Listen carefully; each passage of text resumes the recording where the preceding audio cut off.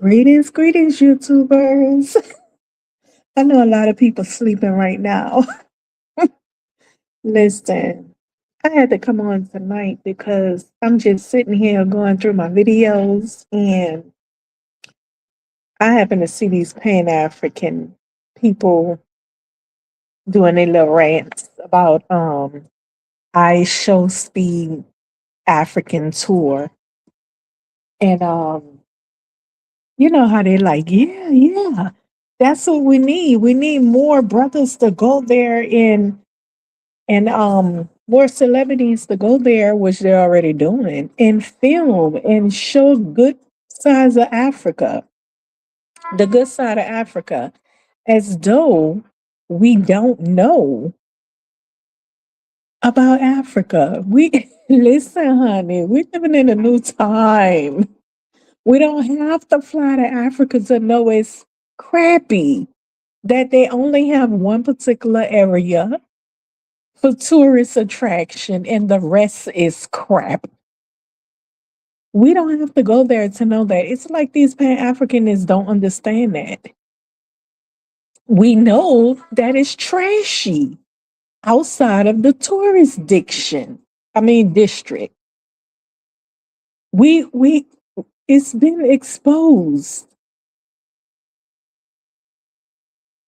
I mean, I don't get these people. These people acting like people don't know about he go and show the good side of Africa, some African tours, the good side of Africa, whatever, and nobody's falling for that, sweetheart.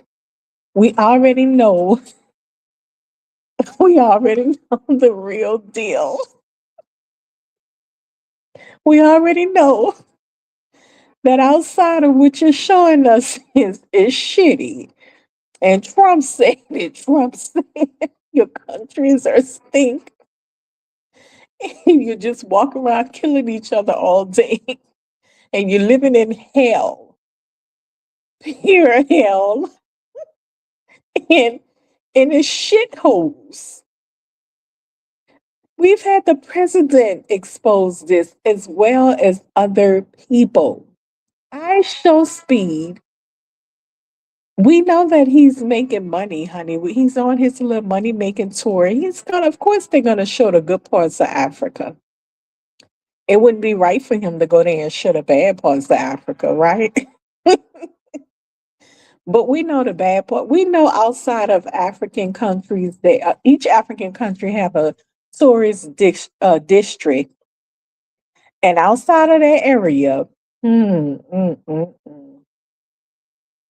Whew, okay, we know the game. We know what's up. We don't have to fly there. We've been warned, told, it's been exposed. They have videos of it. People still going over there getting deleted. Child, stop. When do they stop? These Pan Africans. Yeah. Osby showing the good parts of Africa. Yeah, yeah, we needed that. He's a paid informant, pretty much. He's making money. I told you, no celebrity is ever to be trusted because celebrities are swayed by the dollar bill. They're trying to maintain a multi-million dollar lifestyle. And they will say and do whatever it takes to maintain that. Look at Kanye West, he was with Kim K, and he became a billionaire in that marriage. When he left the marriage and lost deals because he wanted to say crazy stuff on the airwaves or whatever. Anyway, he lost some deals and stuff, and he gets on a news outlet and says, oh, let me make sure my phone is propped. He gets on a news outlet, American news outlet, and says, yeah, they took all my deals talking about I'm anti Semitic, and I'm left with only $150 million. Only $150 million. You see. So celebrities are going to do what they have to do to keep up their multi-million dollar lifestyle. It's a very expensive lifestyle they live. So Kanye, $150 was not a lot of money. Well, going from a billionaire to $150 million isn't a lot of money, but to him, 150 million was not a lot of money. He was like, so okay, just imagine a celebrity who really got even less than that. And all of their friends are celebrities. They live in a high lifestyle, very expensive. They're gonna do what they gotta do to keep that lifestyle. You never trust celebrities on that level. I mean, even the celebrities know if you trust them, you're just as stupid. They're swayed with the dollar bill. Okay. So our speed is just he's a celebrity making money. Of course he's gonna go show the good parts. He's not gonna show the bad parts. That would be outrageous. Even FBAs would be like, now why he went over there and did that? Dirty. Even we would be like, oh man, you ain't have to do him like that.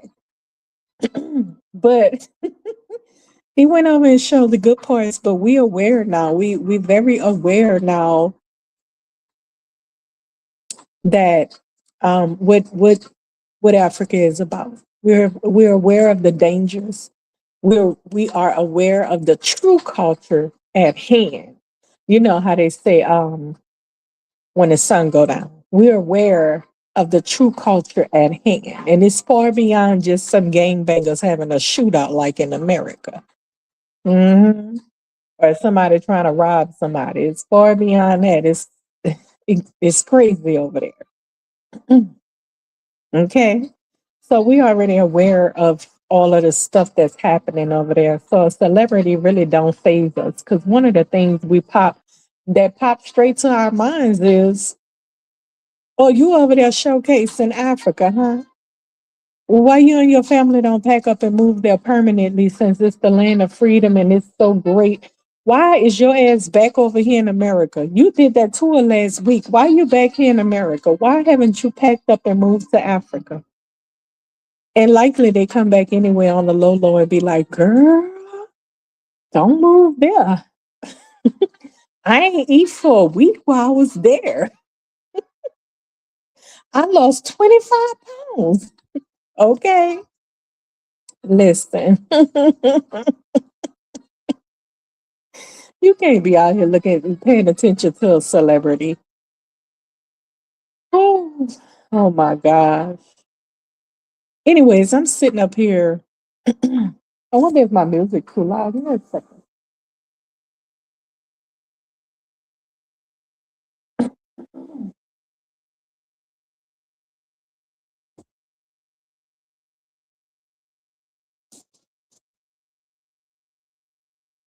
Yeah. So I was sitting up here scrolling through some videos. I really wasn't gonna go live tonight, but I was like, okay, I'll go live. I was sitting up here scrolling through some videos, and I come across this guy's video who I find to be hilarious. He's hilarious. He really is deep, deep, deep in his Pan African. Um, what would I call it? Loyalty. I've seen him a few times on a channel expressing his loyalty for Pan Africanism and whatever. And I think he went to Africa or something and became a chief or something like that, or something like that. But anyways,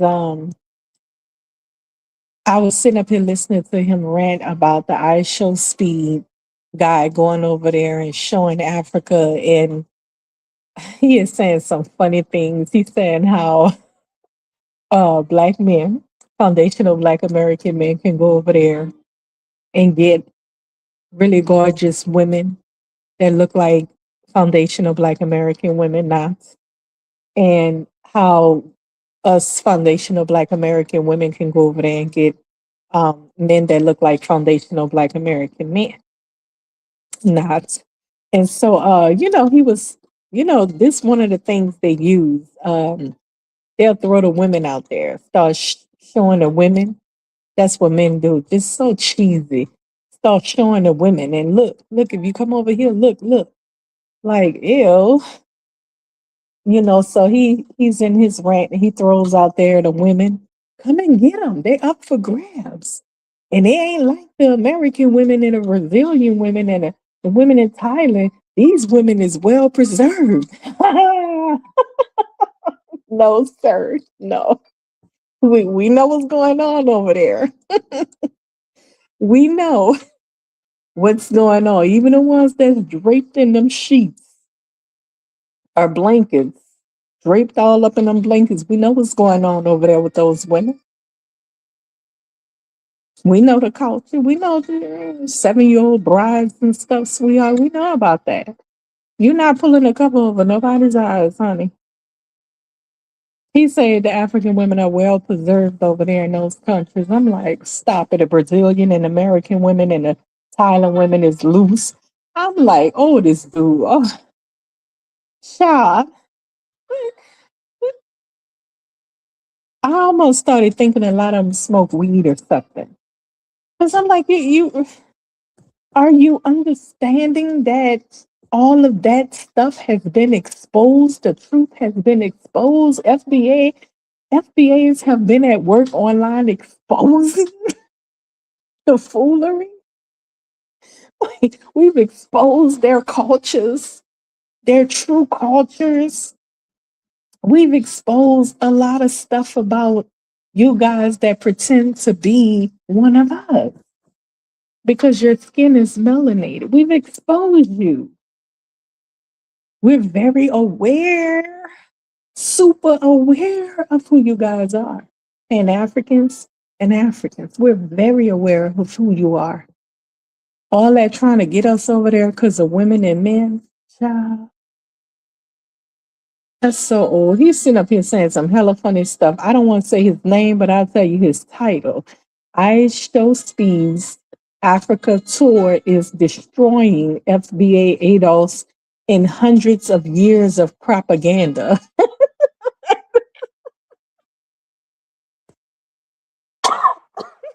He ran like a bug, too.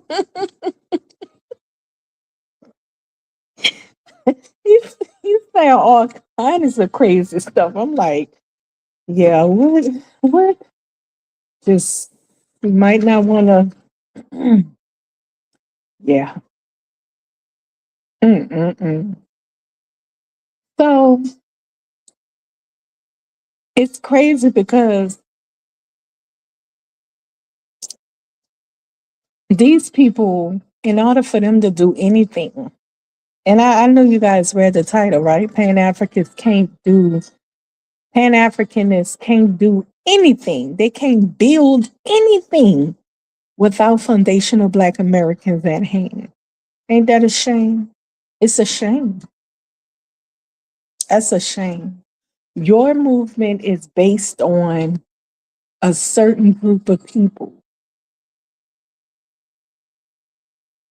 who you want to sway to Africa. One of the, a couple of African nations, or I guess one or two African countries, I don't know. You want to sway them to African countries to build Africa. This is just total, it's pathetic to the fullest level. It's pathetic behavior and thinking. I mean, I'm wondering, why are they targeting foundational Black Americans? Why not target other groups of Black, who you consider Black people? Is a lot of them out here that got African lineage. 1 second. Yeah, it's a lot of the Masitos and all those people around got African lineage. There's a lot of these Black immigrants that's non-FBA with African lineage. Target them. Ask them to go to Brazil. Ask them, they got a bunch of them in South America. Go get them. But no, they want foundational Black Americans in particular. Why is that? I mean, I really don't want to know why, but I do understand that they are targeting a particular group of people, foundational Black Americans of this country. And it's really weird, just big weird, weirdos and creepy. You want us to pack up. I'm quite sure you're not talking about 500 of us, so they want more than that. So you want us to pack up. And I mean, you want us to pack up and move to Africa by the masses, right? We just pack up and say, okay, F this place.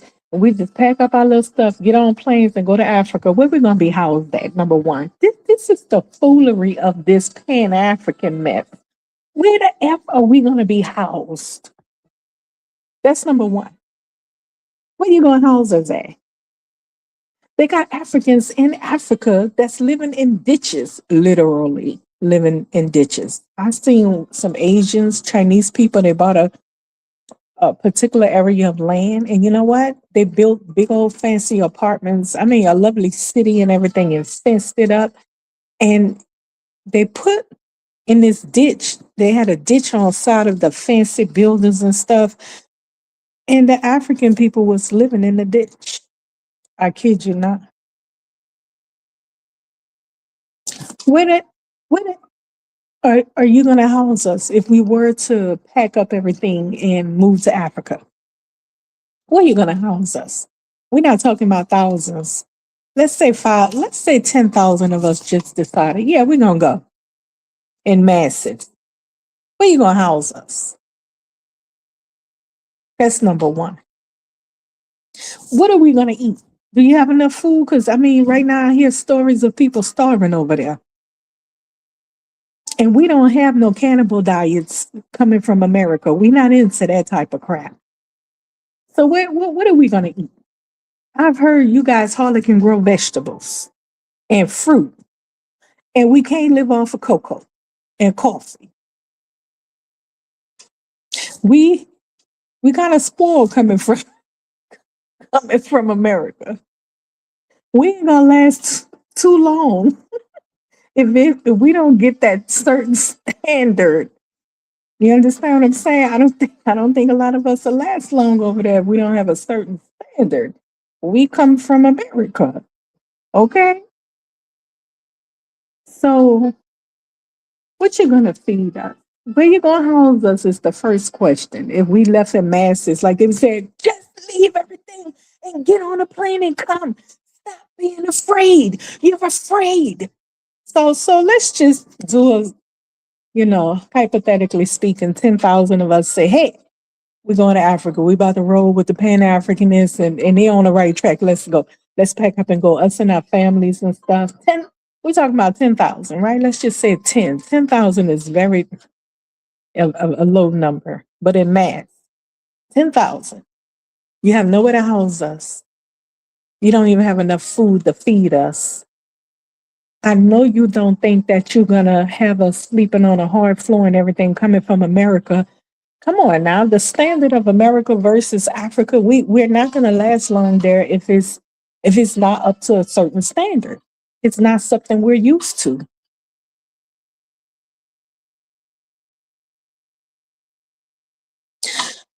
Okay, so besides housing us, feeding us,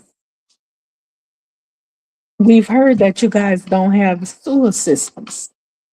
We're not used to open defecation. I tell you, we come from America. We're not used to such behavior. I mean, this is stuff the ex-Pan Africans.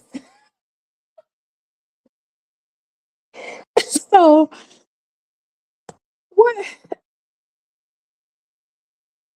I mean, the stupidity of this. It's pure stupidity. Like you have nowhere to house us. You don't have enough food to feed us over there. You you don't. What else? You have no. no housing for us, no food. It's open defecation, and you had better have a very livable environment. We're not sleeping on a hard floor and be satisfied with that. Or listen, I think some of us can get used to raising up our own chickens and cows or whatever. We can get used to that, but um,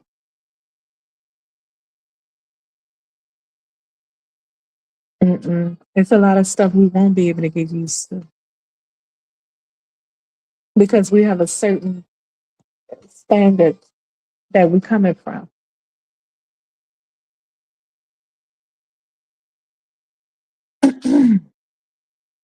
A lot of the pests, the mosquitoes and the flies, and you know,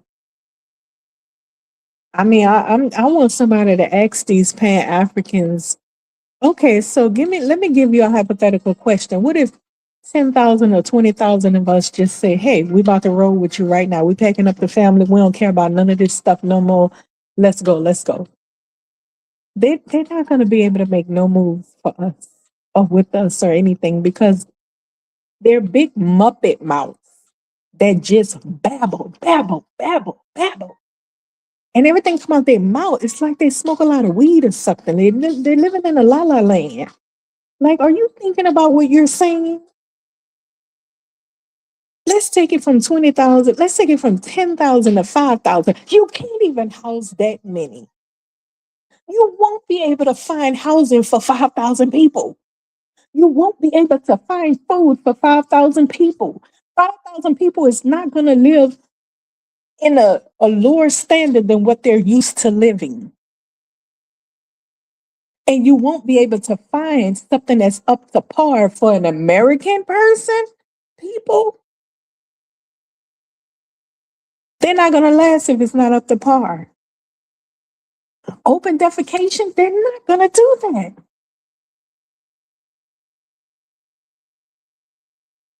And that's why I say, man, these people are crazy. I'm just sitting here laughing down at this dude.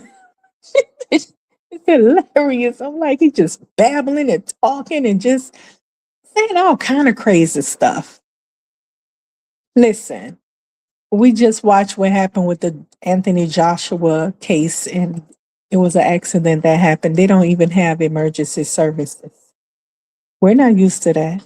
They don't have hospitals and stuff. Come on now.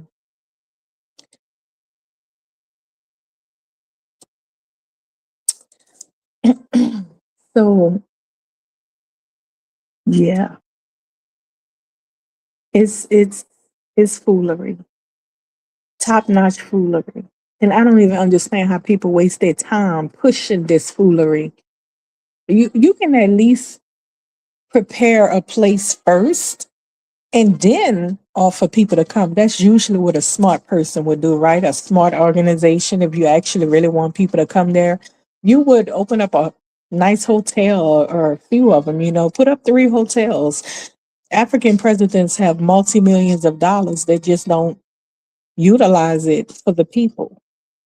They fund themselves and their family and their lifestyles. While the people around them, they watch starve to death. They care nothing about them. So how all this gonna work when you're dealing with leaders like that? They don't even want to take a listen. It probably don't take more than $1 million to build 3 hotels there. Offer the people to come, or build apartments. Whatever you're gonna do, offer the people to come. That's what Asians are doing, by the way. I've seen Asians, Chinese, and what other group? I think it was Chinese, and I don't think it was any Japanese. It's mainly Chinese people. They're over there in Africa buying up land, building these nice apartment complex communities and putting fences up around them. They have their own farms over there. The Africans go and buy from them.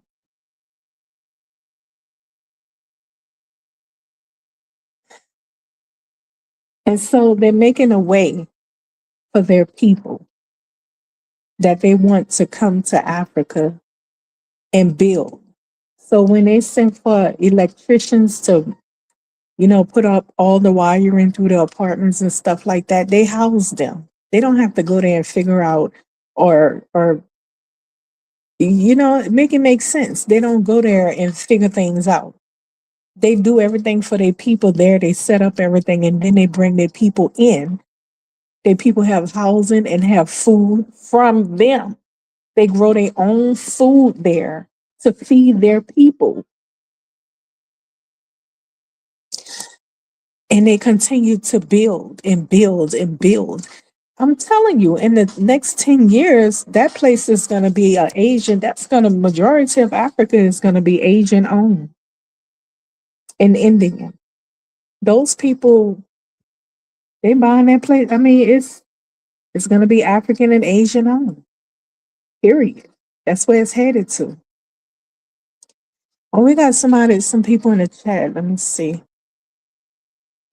Um, Real brother got the bag. He says, with 54 African countries and natural resources, why can't they control their countries and build? Exactly. They actually want to get foundational Black Americans over there. I was looking at this channel, and the president of Ghana was saying he wants to extend the welcoming, whatever, to foundational Black Americans to come. They don't need to do passports or whatever, citizenship, whatever. Just come and build. And I'm like, what do we get out of that? Excuse me, but what do we get out of that? Coming and building Ghana for you. Are you stupid or dumb? It's ridiculous. But again, Pan Africans are in cahoots with these African leaders, and they're making these people think that they can get foundational Black Americans to come over there and build their countries up for them. Child, you better stop listening to them Pan Africans. I keep on saying it. Y'all best foundational Black Americans, we pretty much understanding who they are, dismiss them off top. Soon as you say you're a Pan African, get the hell off my pet. Get out of here. So nonsense. Them African countries, they better start dismissing them because they over there, they just got rid of the lady show. I forgot her name, Shawadawa or something like that. She over there whispering in them people ear talking about she can get foundational Black Americans over there to build for them. Girl, you better go take a seat. Ain't nobody following you or listening to you. Okay, real brother got the bag says too many African leaders just allow colonizers to take their resources while they live in mansions and drive nice cars. Exactly. They care nothing about their own people. It's atrocious. I mean, to see your people living the way they live, not enough food, and they have the money. They have millions upon millions of dollars. They don't even want to throw the people some food. How come you don't have a bunch of farms? What?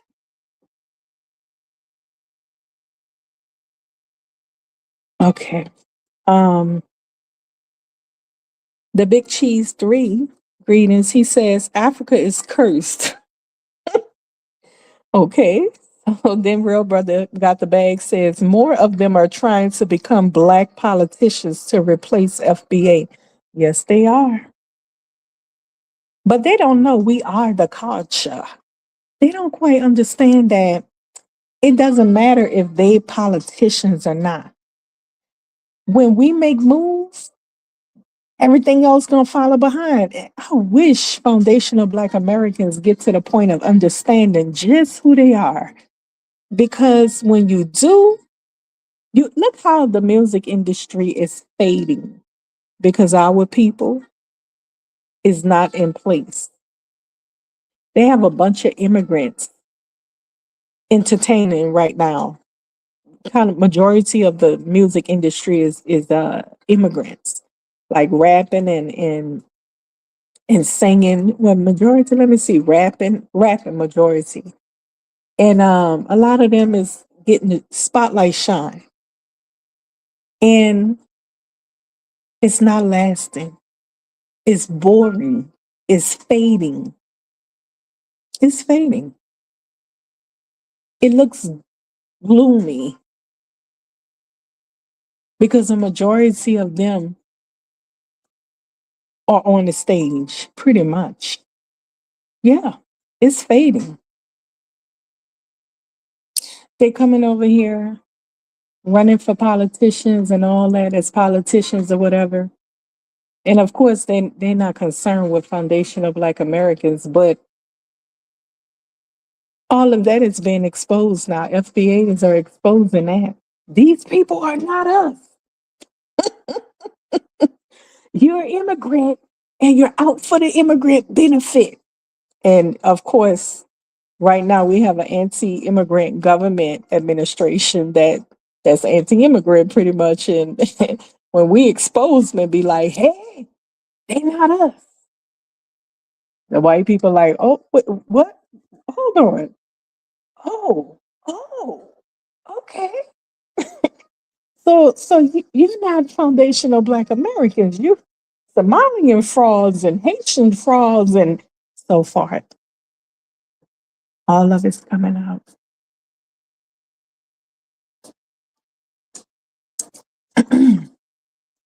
Oh yeah, they're gonna get to the point where when it concerning foundational Black Americans, they calling us African Americans, but baby, they're gonna have to take that down because we're not about to go along with African American nothing. We've already stated we are not immigrants and we're not about to answer to African American. Period. You don't determine who we are. We determine who we are called.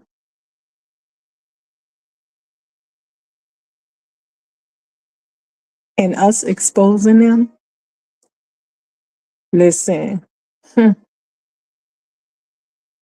right, let me go back into the chat right quick. I don't mean to ignore my chatters. Too many African leaders just okay. I read that.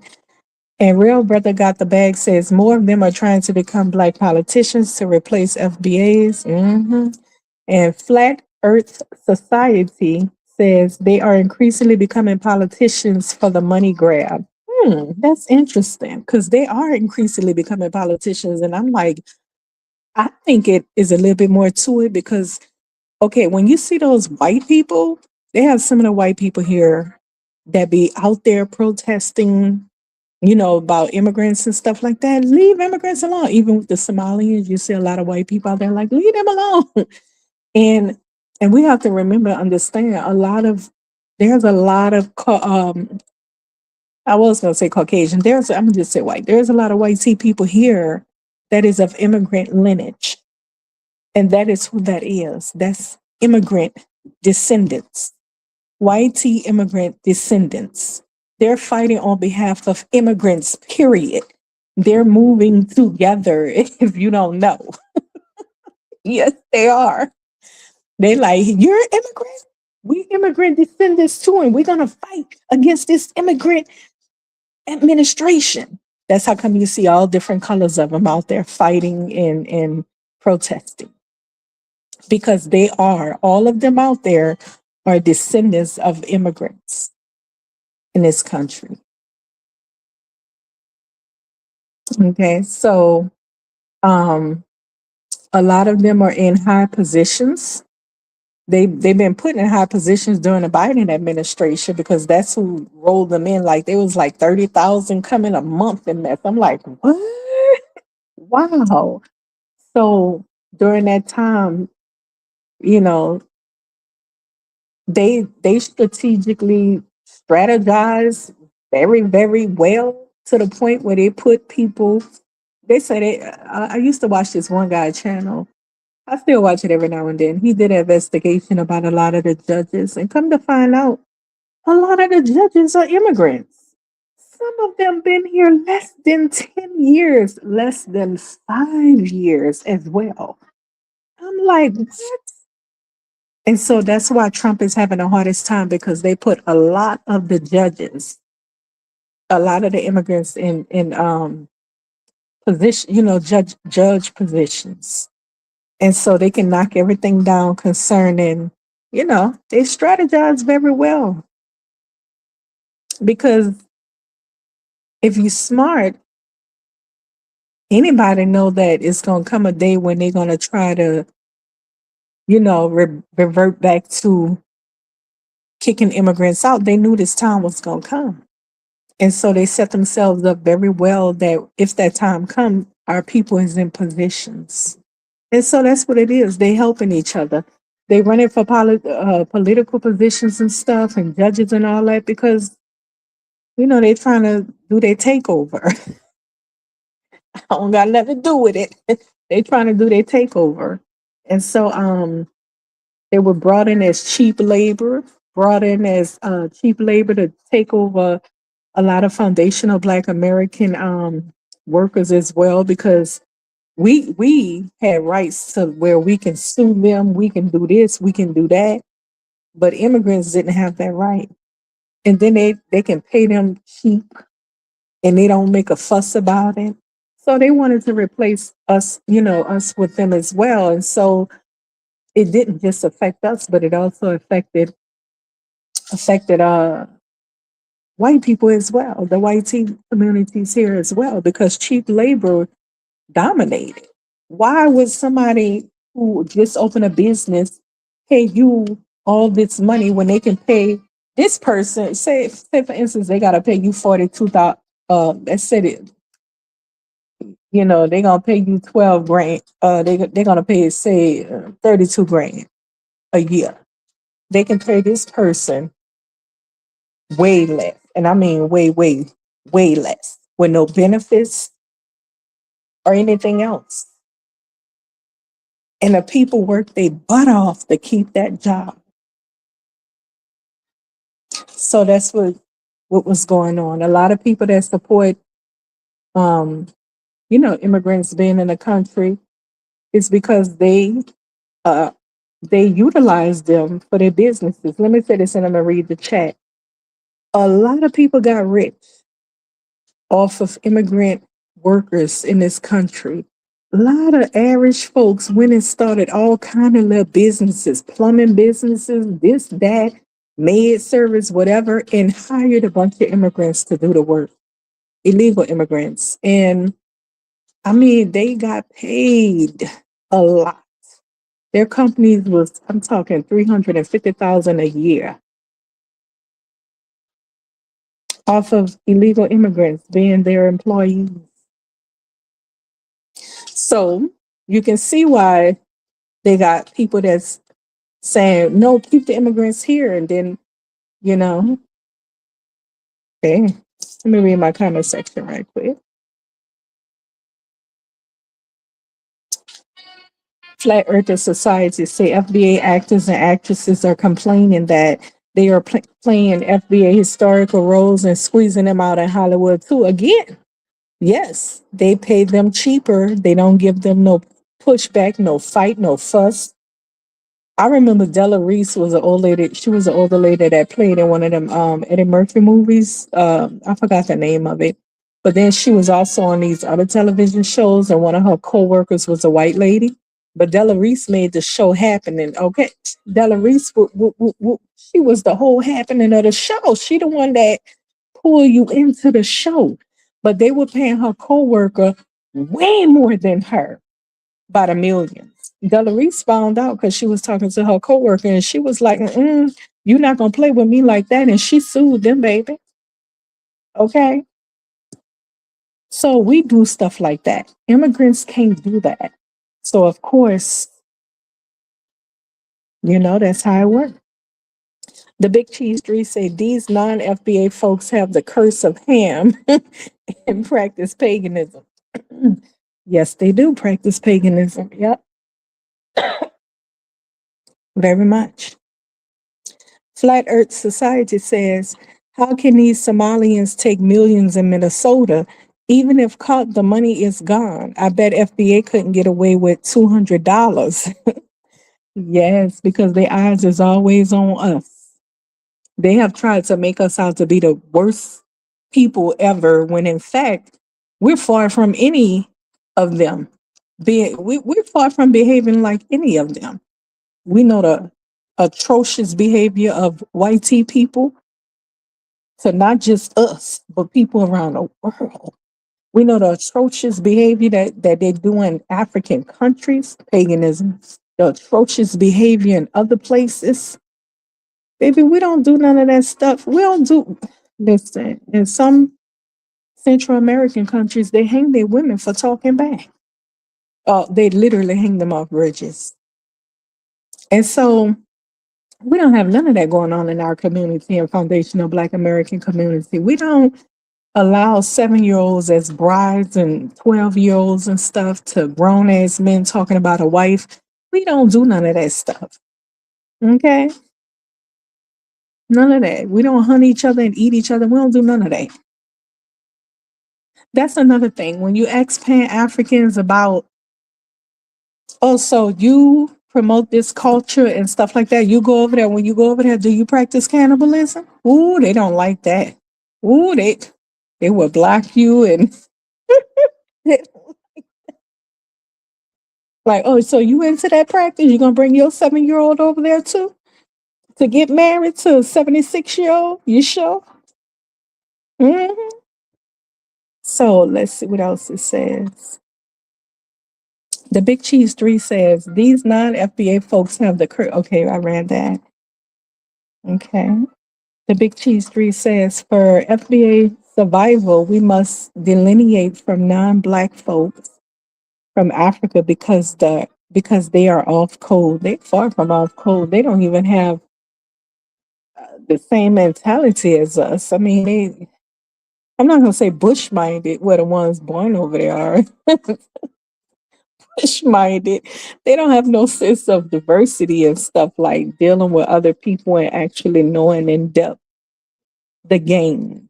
You know what I'm saying? Because we've been over here in America, we're super diverse. We actually we know how these people truly feel even when they try to hide it. We understand that people operate, as Dr. Claude Anderson said, they operate group economics, period.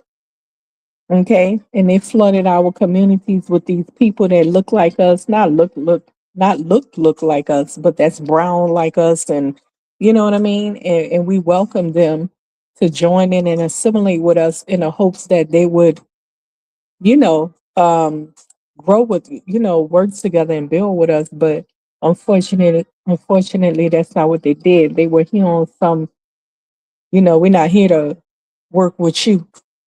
Okay. So yeah, they have a whole different mentality. They on something different. Yeah. I don't think the ancestors understood that um these people's cultures in depth. You know what I mean? I don't think they understood their cultures in depth because the mentality itself is super different, very different from us. So yeah, we have to delineate, period. And even if they say they on code like they do these days, they lying. They're just trying to survive and continue to hide under the identity of foundational Black Americans so they can get by. Until they can get by and go back home, once they get a certain amount of money or go somewhere else. So the Big Cheese 3 say the white supremacist has no need for these non-FDA groups and want them out of the United States. Right, right. So now that AI, I'm glad you said that. Now that AI is basically taking over everything, a lot of people is not getting. They got automated warehouses now. Everything is going automated AI. When Trump slashed all those jobs um from these government agencies and stuff, it's because AI took over those positions. They no longer needed people to work those positions.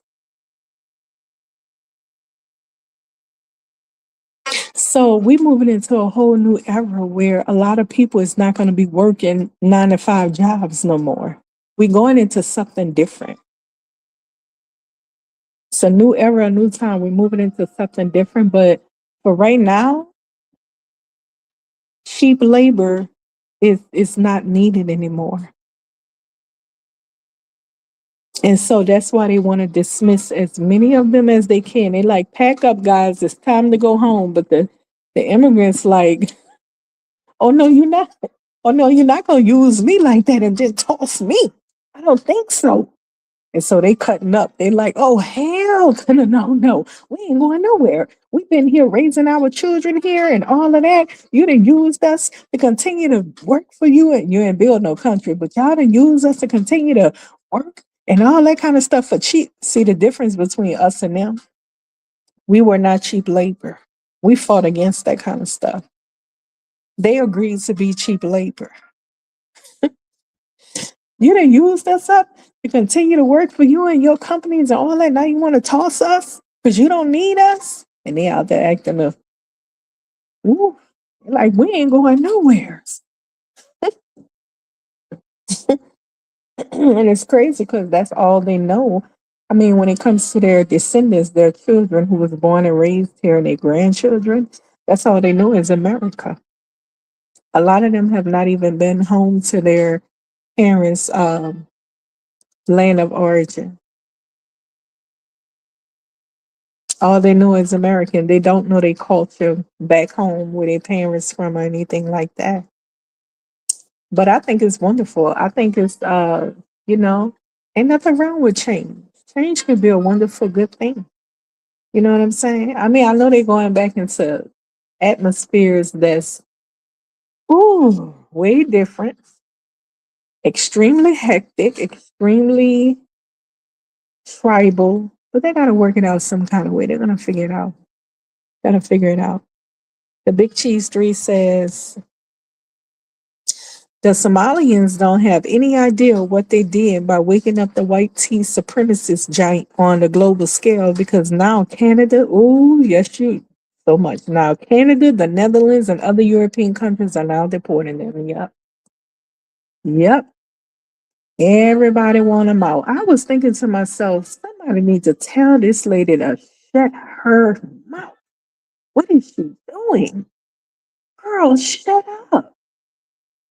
You know, before it even got to the point of her calling out the president and all that, I used to hear her and I'm like, girl, you need to shut up. There's some other ones too, like some other sisters out there that have that Muppet mouth thing going on. I don't know if they FBA though, because I'm not into politics like that. But I think the names is Letitia Jones and who else? It's a few black politician women that's constantly with the big Muppet mouth. Like, what the heck is going on? Be quiet. Whatever you're gonna do, move in silence. Do you just going at the president though? Baby, what do you think you're doing? That's that's stupid actually. You gotta find another way around that. You have to find another way around it. Besides just running your mouth. And that lady kept running her mouth until I'm trying to remember what she said to the president where it really hit him and he was like, oh yeah? I forgot what she said, but it's like, girl, you had better be quiet. Running your mouth to the president of the country and you like you have immigrant lineage? Them MFers would change the law on you in no time. Secretly change it. And then all of a sudden, boom, we changed the law. Yeah, we did this 4 weeks ago. You didn't know? Well, now you know. It's time to go. And that's what they're doing now. They behind the scenes working on changing immigration laws to the point where even the legal ones here can be what they call it, deneutralized or something like that. Denaturalized. Not deneutralized, denaturalized. And so they at work changing up some stuff to get the ones that have been given American citizenship out. I'm like, what, girl? Oof. Yeah, yeah. People gotta stop being Muppet mouths. You know what I'm saying? You can get things done without popping off.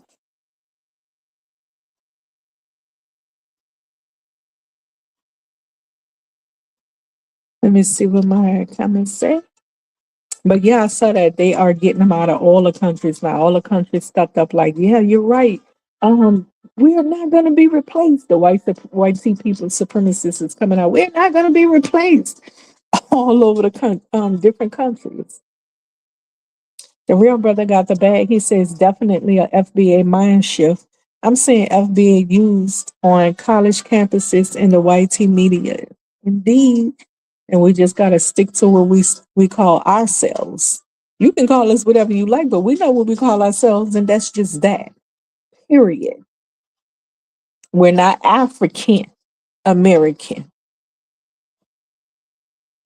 I don't know why they keep on trying to label us Africans. Ugh. It's ugh. Maybe it's to keep us from calling us, recognizing that we have European lineage as well.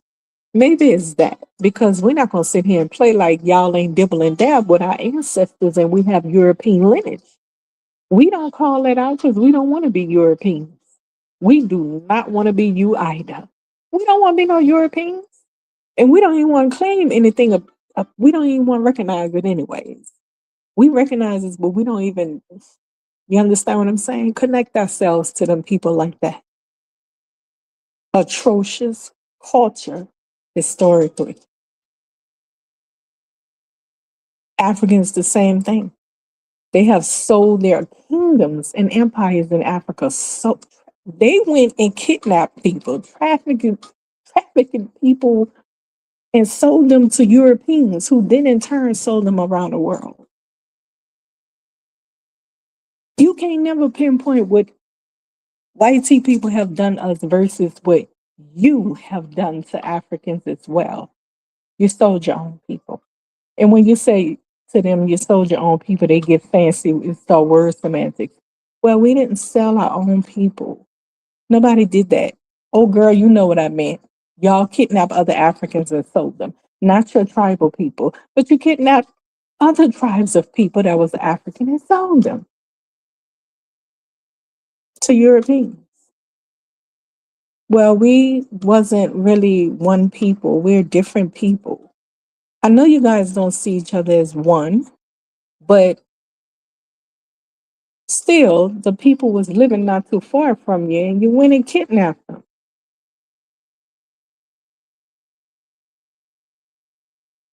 and sold them to Europeans. You're just as worse as them. Then they'll try to tell us Indians enslaved us, and I'm like, oh, ah. Yeah, but I think they do that. They try to Africanize us to make it understood that we come from Africa. Nah, baby, we're a whole new people now. We have European lineage, indigenous lineage, and some African lineage. It is what it is.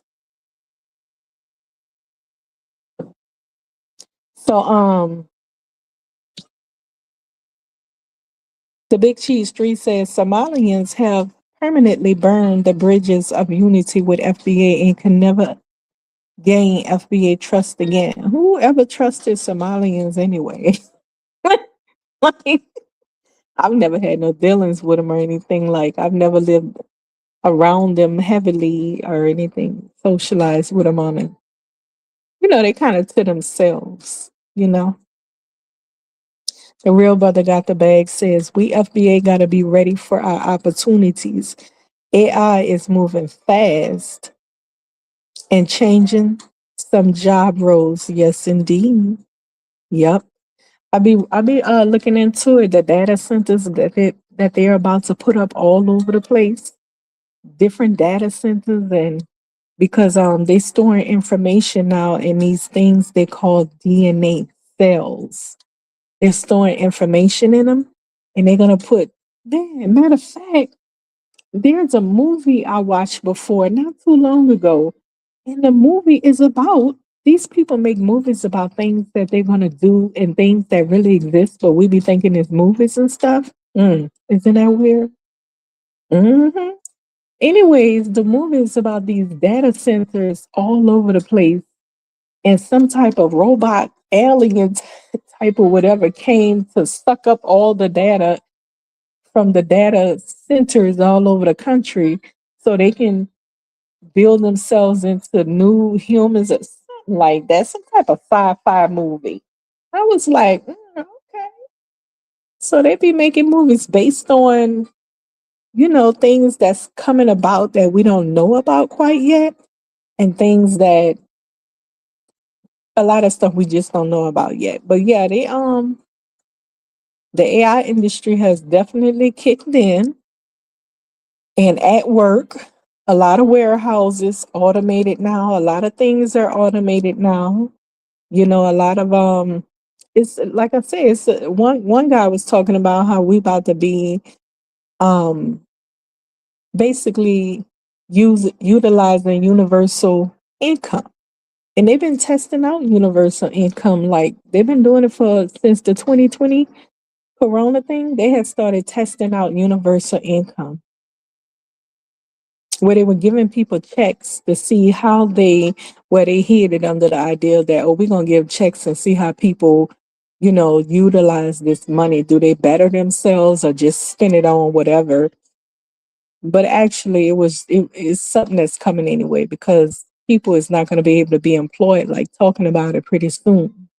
Everything is becoming AI automated. Period. Period. Now, I know that when it comes to that AI industry, the main thing they need is management to make sure the AI stay on track to manage AI stuff. It's gonna be that type of thing to manage AI and robotic stuff, because they're gonna have a lot of the robots building. There's also another movie I just watched not too long ago.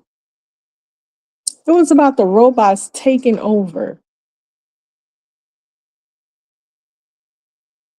I think I seen it on Netflix or something. It was about the robots taking over, and they started making the robots as children.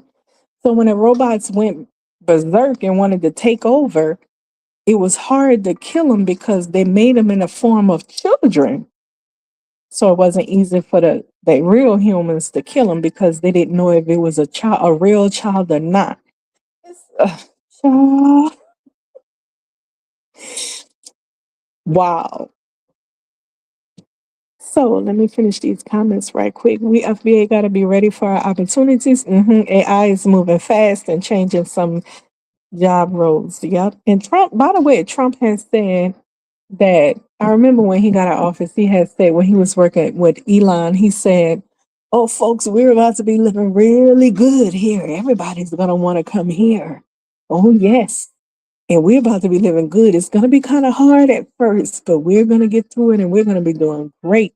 And so this man made promises like that, right? I ain't going to say promises, but that's what came out of his mouth, right? And so, again, a lot of people are not going to be able to obtain employment because AI is taking the jobs. So there's something about to kick in, like a new type of income that's about to kick in for people, um, for people, because AI is taking over these jobs.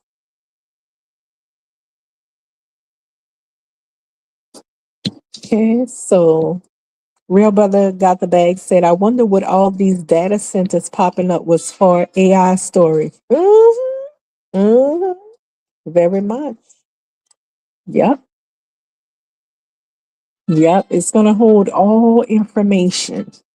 In the size of a little small cell, it's going to hold all the information that it can possibly hold, I guess. But I'm going to look more into it. I read about it a while back, and I was like, oh, okay. So they're going to be putting data centers up. Okay. And every community can have their own data center. I don't remember all of it because I read it a while back. It's probably been a few months now, but I know that it was saying that, like, in different communities, they can set up their own data centers, like related to medical information, hospitals and clinic. They can store all their data information in their own communities and stuff. I was like, wow. So, baby, they already have all that stuff mapped out. We just don't know about it yet. You know they keep secrets, but I tell you this right here. I don't know about this 3D food stuff. Okay, I don't like the idea of that. You got to be careful with the food you're eating in this country because I've heard they're printing 3D food for people to eat. That's crazy. And that made me think about when I was a young girl in middle school. Nobody was ever hungry in New Orleans because we had fruit trees and nut trees almost on every block. Everybody backyard had a fruit tree or a nut tree or both. And people just went and ate them up. Like it was no such thing as hunger. But then I remembered, I'm like, wait a minute, by the time I hit seventh grade, I didn't see any more fruit trees and nut trees. What happened to the damn trees? So these people that went around and cut down all the trees. Now I don't know how it was in other cities and stuff. I'm from New Orleans, but I know in New Orleans we had mega fruit trees and nut trees all around the city. I mean, they were all around the city. When you got out of school, it was on every block, every corner, everybody's backyard, but it was against the law to go in people's backyard to pick fruit or nuts. You had to ask permission. But if we ain't see no fruit tree or whatever, or we saw the Miss Malieve tree, little green fruity thing, we would jump the fence and pick them things after school. But anyways, I thought about that because I'm like, I was thinking about the reading about the health food and stuff like that. I'm like, wait a minute. What happened to all the fruit trees that when I was growing up in New Orleans, the nuts and fruit trees? They cut them down. I'm gonna go into this right here when I say that. Automated assimilation. This is what our community is. It's an assimilation to me. We're in an assimilation where they're doing different tests. Okay? Feed us this, take away that, give us this. Yeah. Wow. Mm-hmm. What do you think about that? Who I can't understand why you would cut down all the fruit and nut trees around the city and then talk about hunger. Then talk about eating healthy when you done took away all the nut trees and fruit trees around the city that people can pluck from. Food should be free. It really should be free. That's a part of the assimilation that we have to purchase food. And then we got to purchase food now that don't have seeds. What the heck?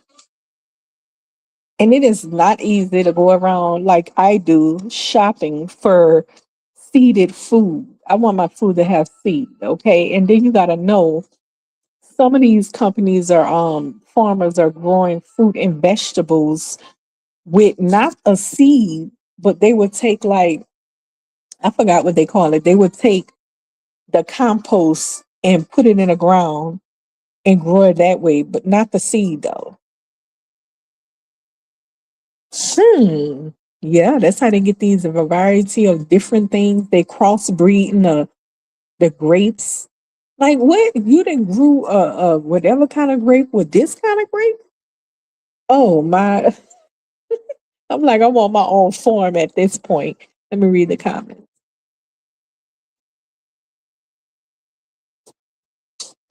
I wonder what all these data centers was. Flat Earth Society says, I think FBA communities could be doing more by setting up more community gardens. I'm seeing lots of abandoned lots in the neighborhoods.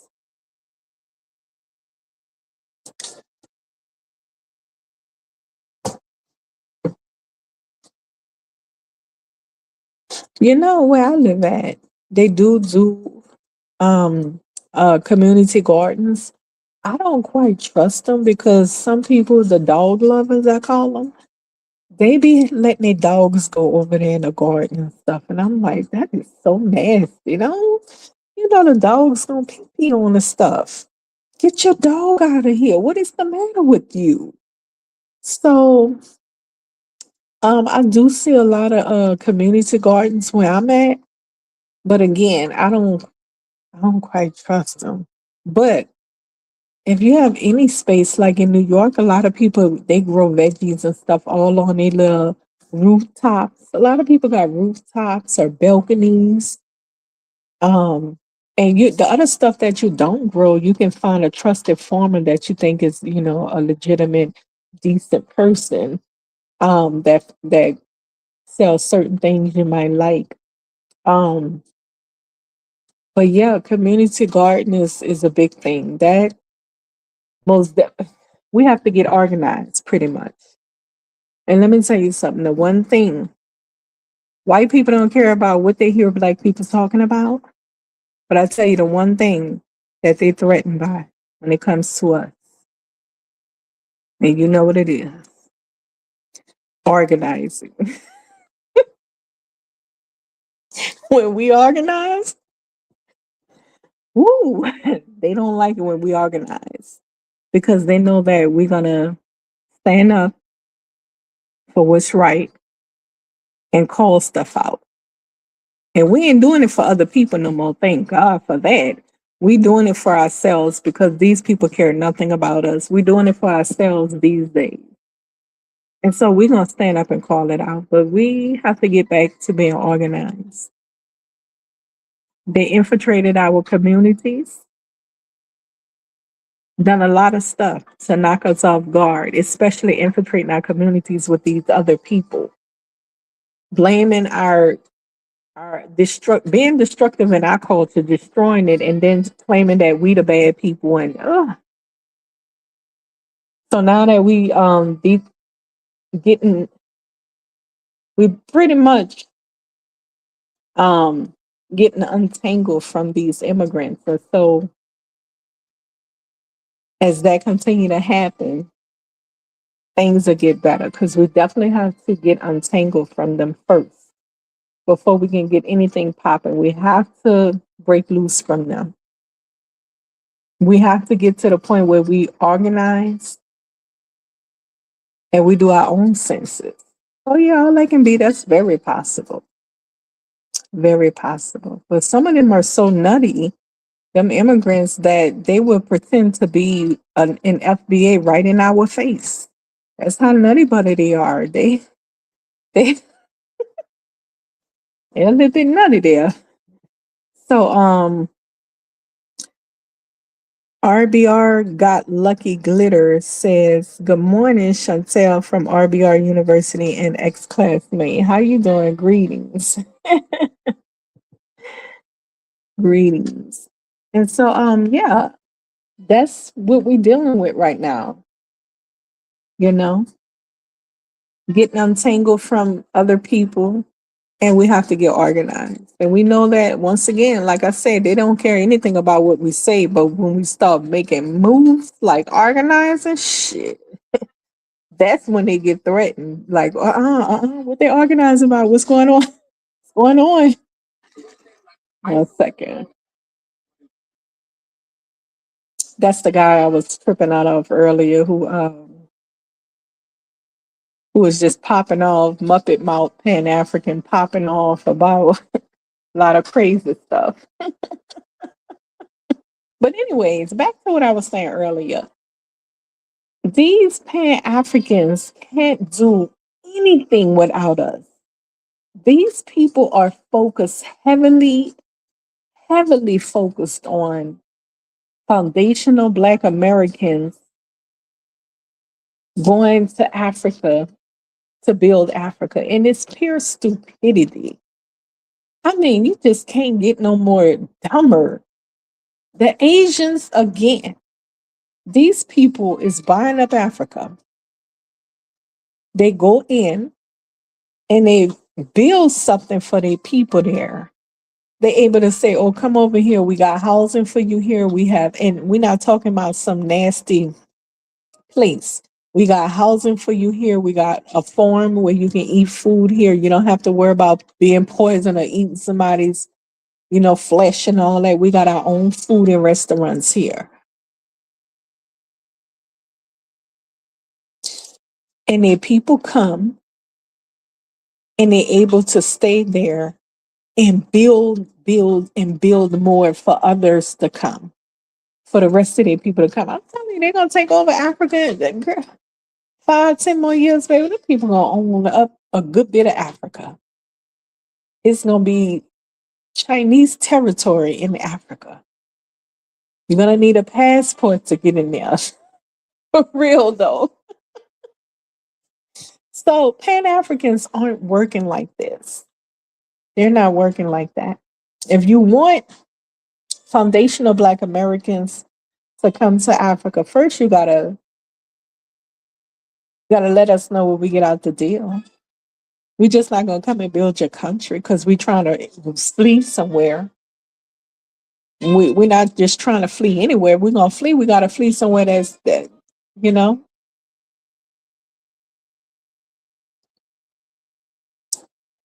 So you gotta offer us something that's ours.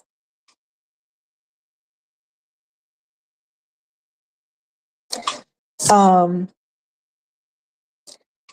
RBR Got Lucky Glitter says, I wonder if community changes will still occur after Trump leaves office. Illegal immigration. If community changes will still occur after Trump leave office concerning illegal immigration. Hmm. Well, depends on who gets in. A lot of people think that. A lot of times I hear people complaining that, oh, Black women voted for Kamala and Black men voted Trump in, and I'm like, really?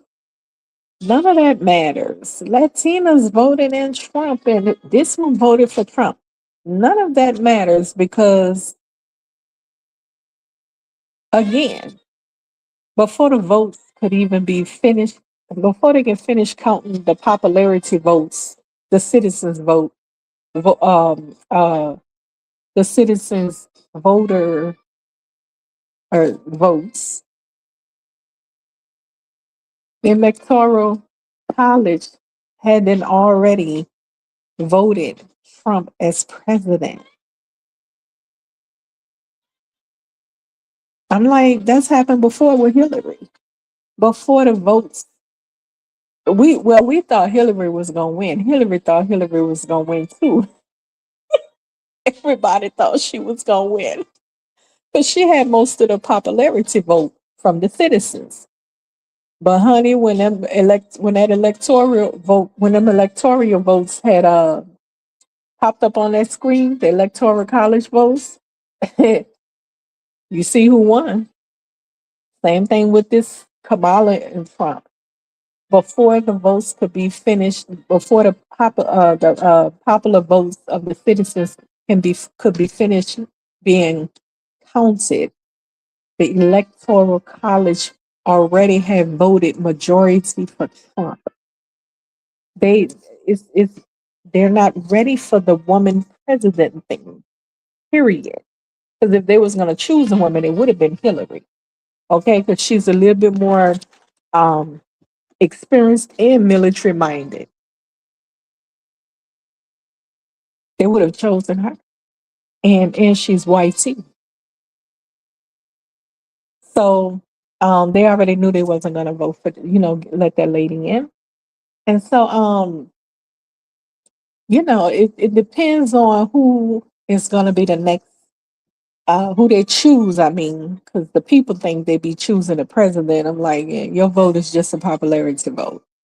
But it depends on who the electoral college choose as the next president. And right now we can see that Trump is aligning his people to get into office once he's out. And you see who his people is, right? You see who he's rolling with. What that organization called? What the Candace Owens was a part of it? Yeah, those people. And those people are not just anti-immigrant, they're anti-black as well. Okay, they don't want no more black culture representing America. because when you think of American culture, you mainly think of Black Americans, foundational Black American culture. Our music and everything have a print, is printed on the face of this country. And so they don't want that. They're like, you're not going to represent our country. Your culture is not going to represent our country. We want to represent our country.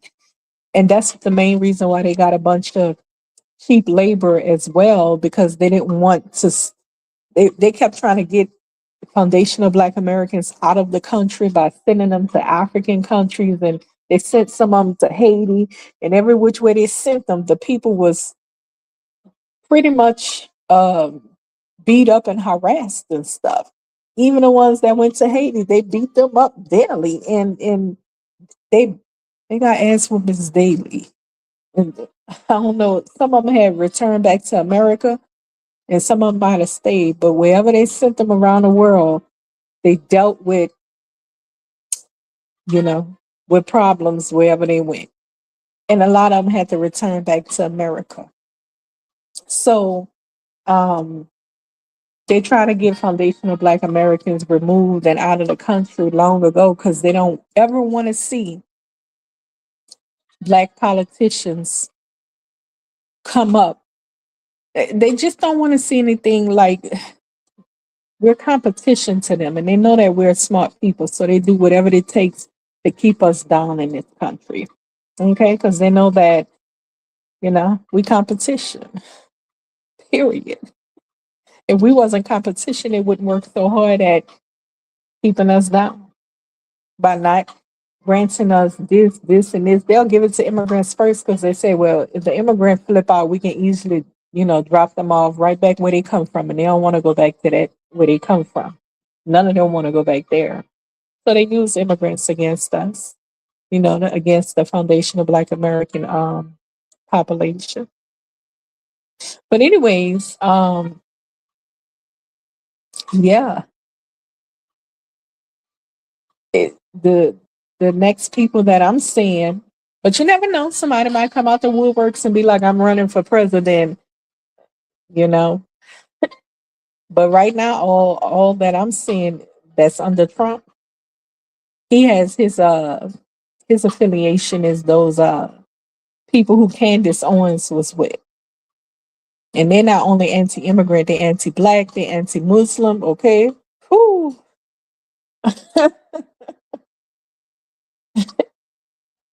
Oh, let me read the comment. It says, RBR got lucky. Glitter says, I mean, the East Indians practically controls Trinidad and Asia and has agreement to control the Jamaican airports and some beaches. Let me go back to that first comment. I wonder if community changes will still occur after Trump leave office, illegal immigration. And then you say, I mean, the East Indians practically control Trinidad and Asia and has an agreement to control Jamaica airports and some beaches. Wow. They control Trinidad and Asia and an agreement to control Jamaican airports and some of the beaches. Dang. The East Indians?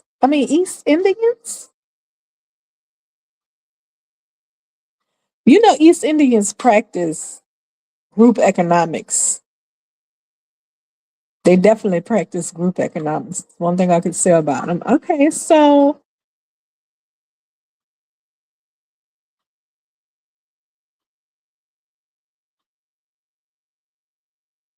I mean, it sounds like to me they're pretty much buying up everything. If they have that much control,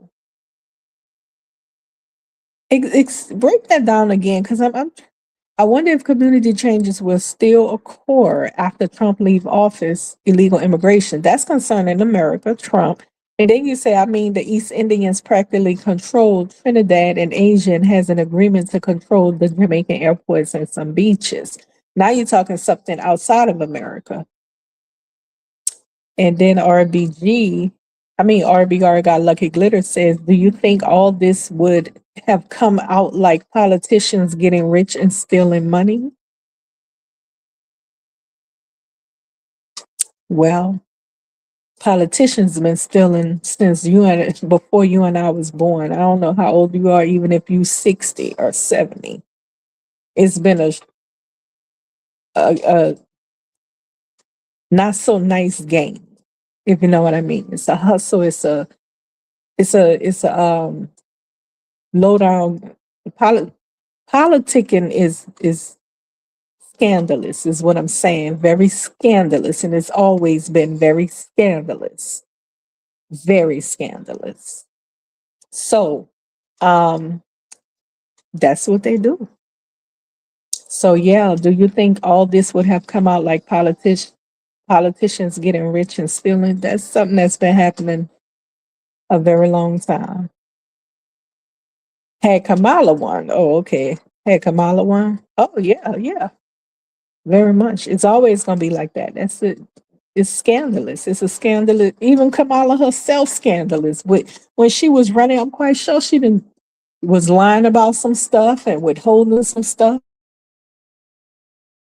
and acting like she's one thing that she's not. And you know, Trump said stuff that he really wasn't about to get in there to win people over. Okay, yeah, girl, it's about if you was a politician, you gonna have to get a little bit scandalous with it, honey. Like you gonna get a little scandalous with it, okay?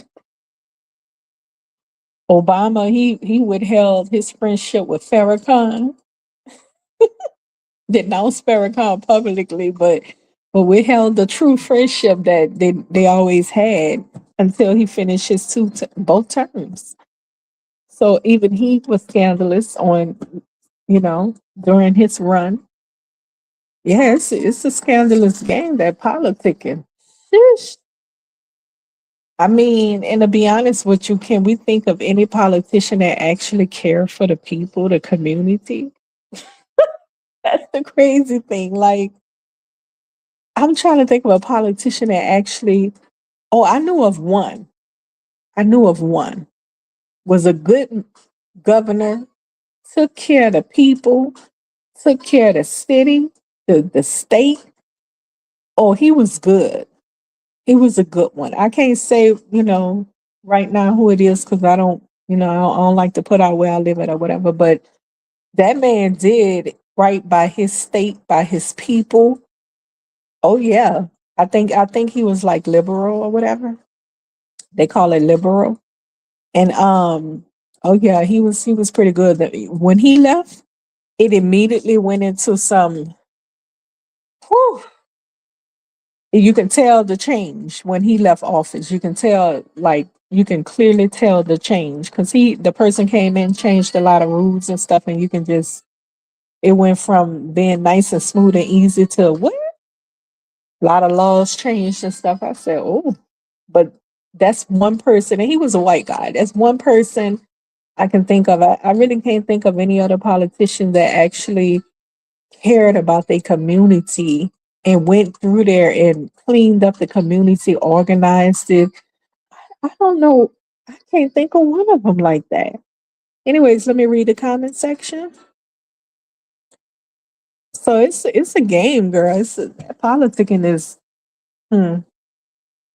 RBR got Lucky Glitter say, do you think all this would have come out like, okay, had Kamala won?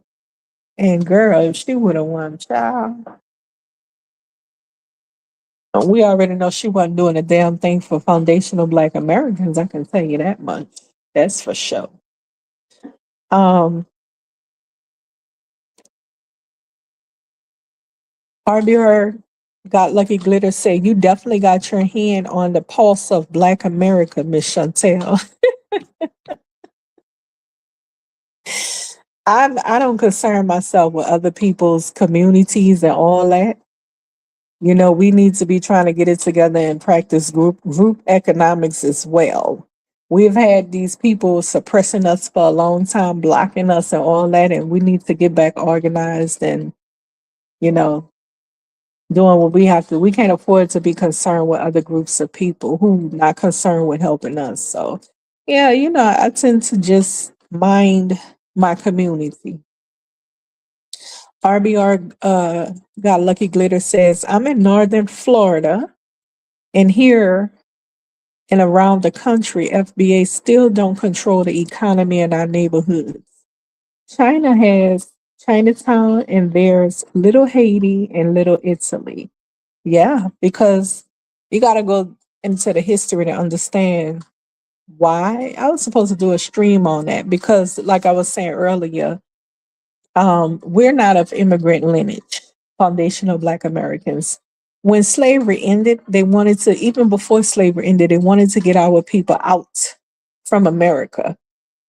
And so the free ones at first, excuse me, hold on.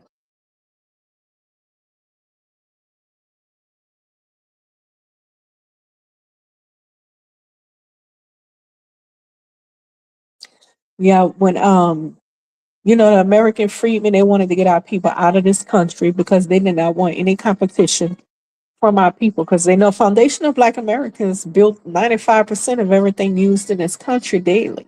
Oh, yes. They stole a lot of our inventions. A lot of our inventions they took in, the people that invented it, they wasn't concerned with, getting a patent or anything like that. They just contributed to society. But a lot of our inventions and stuff they stole and one time I think I was on RB channel and a white guy came up and he was like, how could you say this? Almost had a girl, you almost had a nervous breakdown because I said, black people founded rock and roll. Child, girl, you went crazy. How could you say that? Just like they invented the golf cup. What? Okay. But honey, they live in a little delusional area where they want to believe that they invented everything, knowing very well they didn't. But, anyways, you have to go deep into the history to understand that these people did not want us to know how to read or write. They didn't want us to know nothing. But every time we had the chance, we were segregated from them. We excelled to the fullest. Every time we excelled and built up them communities and everything, they came and bombed it or found some excuse to destroy it. Because the one thing they don't want to see is foundational Black Americans rise up in this country. Period. They know that we are heavy competition and they don't want that competition. So they do what they got. And then when they was trying to get us in, they wanted us to follow and to always understand you can be a part, but you can never lead. You can never shine or outshine us. Baby, the white sea people got like supremacist mindsets. And Black people, foundational Black Americans, naturally shine, even if they're not trying to. It's natural in our music, all of it. Some of them can admit to this, but they don't like it. And so the one thing they didn't want in this country is for to have a nation, because we're a nation within a nation. So it's indigenous population. They're a nation within this nation. And so they don't want us, the indigenous people as well, they threw them to the reservations on the outskirts and stuff. And we'll let you live if you assimilate. They force their children into assimilation by forcefully taking their children from the homes and stripping them of their culture and identity and language and stuff like that, forcing them to speak English and all that, carry on like an Englishman. And they did the same thing to the African populations they brought here and all that kind of stuff. Everything was about assimilating to their way. But again, the people naturally shine. And so what they do is they oppress people to keep people down so they don't naturally shine and outshine them. Like all the inventions and stuff like that, they have people walking around here thinking white people invented this stuff. Like white people ain't invent none of this stuff. What are you talking about? Please go learn the history. If you knew the truth, you'd be surprised. But anyways, um, yeah, that's how they operate. And so they brought in cheap labor to replace foundational Black Americans because Our people, my people was constantly like, you're not going to pay us this much for this type of job. Mm-mm. No, wait a minute. I heard you paying Tom there way more than me. We're not having this. And they constantly push and fought for equality and stuff like that. And that's something they're not about to give up. White people do not want people to be equal to them. They have a supremacist mindset, you know. And so that's what the Candace Owens girl, she have the nerve, the audacity, ooh, to sit on her channel and be like, well, see, Africans and Caribbeans are smarter than foundational than black people, black Americans, because we don't have that slave narrative. We just want to, go along and get along. No, what you want to do is to bridge us with white people who tell us that we can't shine. We have to let them shine. We can never be equal to them or greater. We have to let them shine. That's what she wants to influence foundational Black Americans into. She's an idiot, a big head idiot. That's her mindset and her people's mindset. We're not into that. And so that's why they went and got a bunch of immigrants who was desperate to get over here to a better opportunity to make money and stuff and work hard as cheap labor. And now that they realize, AI has kicked in and, white tea people don't need them and they tossing them. Now they having to fit in the streets and don't want to go home. It's time for y'all to go. Now they like, what? We ain't going nowhere. Now they getting to see what we was telling them all along. You're going to get used and tossed if you do that. And now they're used and they're about to be tossed. They're being tossed. And so, yeah, that's how they go. But anyways, yeah, the things have changed for the better. Um, Sometimes things work out for the better without people forcing the issue. You know what I'm saying? It it changes for the better.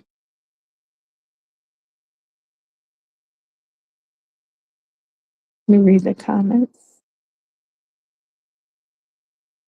Yeah, if we had a little foundational Black American, whatever, so they'll find a reason to come up in there and wreck everything because they're threatened by our unity, by our communities. That's why they burned them all down and stuff. Oh, if you go look in our history, honey, we were doing a whole lot of things way before immigrants even came to America. We had this place popping. Our ancestors had it popping, baby. They had so many black farmers with land that depleted real fast because they were tricking the people out their land and taking their land, stealing their land, and just mm, mm, mm, mm, atrocious, trifling. So, um, did the same thing to indigenous peoples as well. RBR Got Lucky Glitter says, seems like every corner store, liquor store, and gas station, there's an immigrant and they own most of the motels and apartment buildings, including mine. Yeah, girl, because they give them all kinds of, uh, you know, they have programs for immigrants where they can get these business loans and all kinds of stuff for immigrants, though. Yeah, you heard me right. For immigrants. And not only that, these immigrants they practice group economics as well. They know how to come together and put their money together to start different businesses. And as it grows, they buy more and more and more of the community businesses. So they also practice group economics. But again, it's only a few of them. There's less than them. They're not threatened by them opening up, motels and hotels in our communities. They're not threatened by none of that. So, yeah, yeah, yeah. If you go look into our history, our people own hotels and all that stuff too, and you go read about what they did to it. Oh yeah, At one point, our people was segregated from the white sea people way before immigrants came in. Our people was segregated from them, and everything we did, we were thriving. Our people were thriving. And guess who showed up? The vampire. So you got to read the history. A lot of people don't know the history. They just know what they see right now, and they don't know the history. And I'm glad that we're not doing any of that right now, because we actually in a position where we've been infiltrated so heavily, and the people that infiltrated us, unfortunately, is brown like us and working against us, trying to push our people, foundational Black Americans out there pushing reparations policies, and we got Black immigrants out here pushing, knocking it down, trying to knock down immigration. I mean, not immigration, reparation policies and stuff that we trying to push for our community and people. That's an enemy right there at play. Africans trying to hijack our reparations all the way to Africa. That's enemies at play. So actually, we in the right position at this moment. We need to cleanse from such people before we can get anything really popping. So we actually on the right track.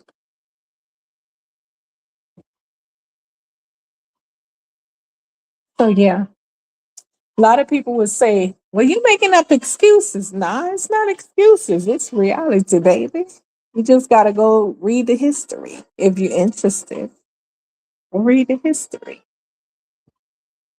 But I tell you again, foundational Black Americans, we're in the right position. We on track. We have definitely got to get untangled from people that look like us but don't mean us well. And that is what it is. Some of that offends Black immigrants. They be like, oh, bitch, please, excuses.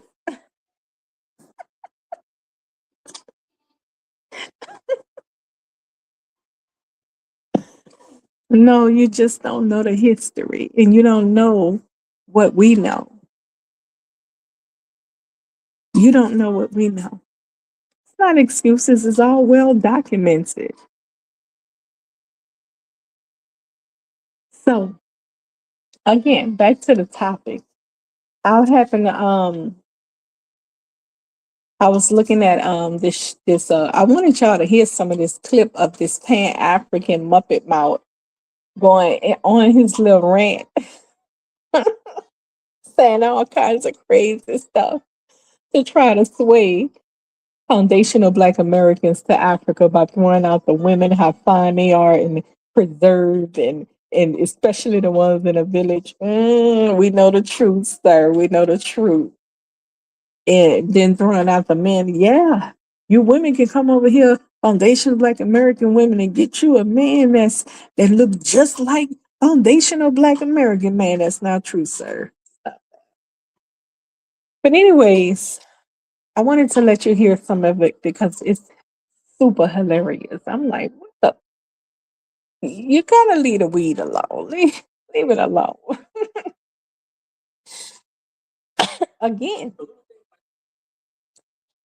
I want to pose this question. If not even 10,000 or 20,000, if only 5,000 foundational Black Americans said, okay, let's just go and be pan. Let me take a sip right there.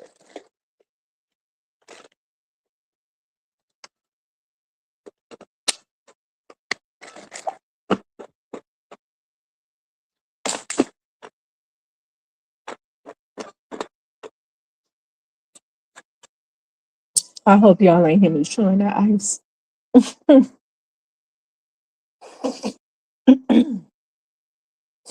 Yeah, so let's say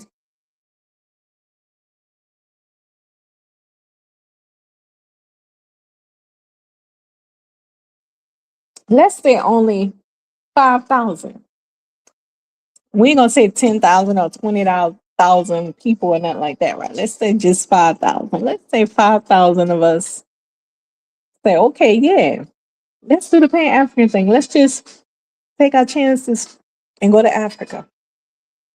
We're gonna go to this part of where we're going, Pan Africans, because y'all the ones that's trying to get us there, right? And they're gonna take people to different parts of Africa. But where are they gonna stay? We're talking 5,000 people. Let's say six. You take three over there, or two over this way, two over that way, two to that country. Where they gonna be housed? What are they gonna eat? Because a lot of these African countries don't have the food like that. Where they gonna sleep at? Is it gonna be up to par? Because they're coming from America. And you gotta understand they're not gonna last long if it's too, if it's not up to a certain standard because they're coming from America. And you best to have a toilet system, like a sewer system going on. They're not practicing open defecation. So that's what I present. I want to present that to Pan Africans. Are they gonna have to deal? How you gonna prepare them to deal with Africans who serve non-black people first, and they sitting there waiting till the African serve all the non-blacks first and get to them last? I've heard some Pan Africans say that's just how it is, because that's their mindset. Oh, so you want us to carry over there and play like this is okay? When we bring our black tails there, you want us to go over there and sit down and listen and watch this happen and pretend that it's okay to happen? We live in one racist place for another racist place, with racism coming at us from another black, dark-skinned person. The stupidity of these Pan Africans is too much. How are you going to break that down to the foundation of Black American brothers or sisters and children? Because they're going to bring their family and tell them, well, you're going to have to wait until they serve all the non-black people because that's just the way it is. That's what it is. They got the most money or whatever, so you got to wait. But what about when they want to buy some land and they have a white friend who's there and they were able to purchase land with no problem, but you giving them the hardest time as a dark-skinned person to purchase land? Come on, the stupidity of these people. Okay, so Real Brother Got the Bag says FBA would have to build our own infrastructure in Africa first. Of course. Of course. Just like the Asians who gonna own a good bit of Africa, boy, in a few years, 10 years, shish, them people that place gonna be built up where they at. They're gonna need a passport to even go through there. Because Asians, once they build something up, they be like, nah, no blacks welcome here. That's what they do. They'd be like, nah, this here ain't for blacks. We built this for us. This restaurant is for Asians only, sweetheart. Real Brother Got the Bag. He says it would be a large investment. We have enough rich athletes and entertainers to build a community in Africa, but America is something our home from the soil. I can't see my dollar sign in the way. Let's see. But America is, I think that says our home, uh, where we're from the soil. Right, right. Um, $1 million can stretch pretty far in Africa. Like that, with $1 million, I'm quite sure you can build a good like apartment complex in Africa. This size apartment complex with the people's help. Because when you pay for it, they're gonna come. They might have some builders come. You can get rid of them and have your own people build up to only have supervisors there, but you can have your own people build it up, and it go faster, get built faster. And over there, they using They're not using this wood and stuff like cement over here. Over there nowadays, they using a 3D building, which is lovely. I like that. I've seen the like 3D um houses and stuff. Oh, I think it's a wonderful thing. Like if I was over there, I would definitely have my house built with a 3D printer thing. You know, they if you ever seen it, they it's so quick and easy and it's well put together. So I would definitely these days with that kind of material, with that kind of equipment and material, $1 million would do a lot. You can build a whole community with $1 million using 3D equipment and machinery. Equipment machinery. You can build a whole lot. Hmm. Yep. They got different other methods as well they use. And some of them are using how they built up Dubai with those buildings. I forgot what material they use, but it's a certain material you just kind of clamp together. And they built up Dubai real fast using those type of materials. Went up real fast. Okay, so it says real brother got the bag says American Pan African Dr. James Smalls owns a motel in Ghana, and that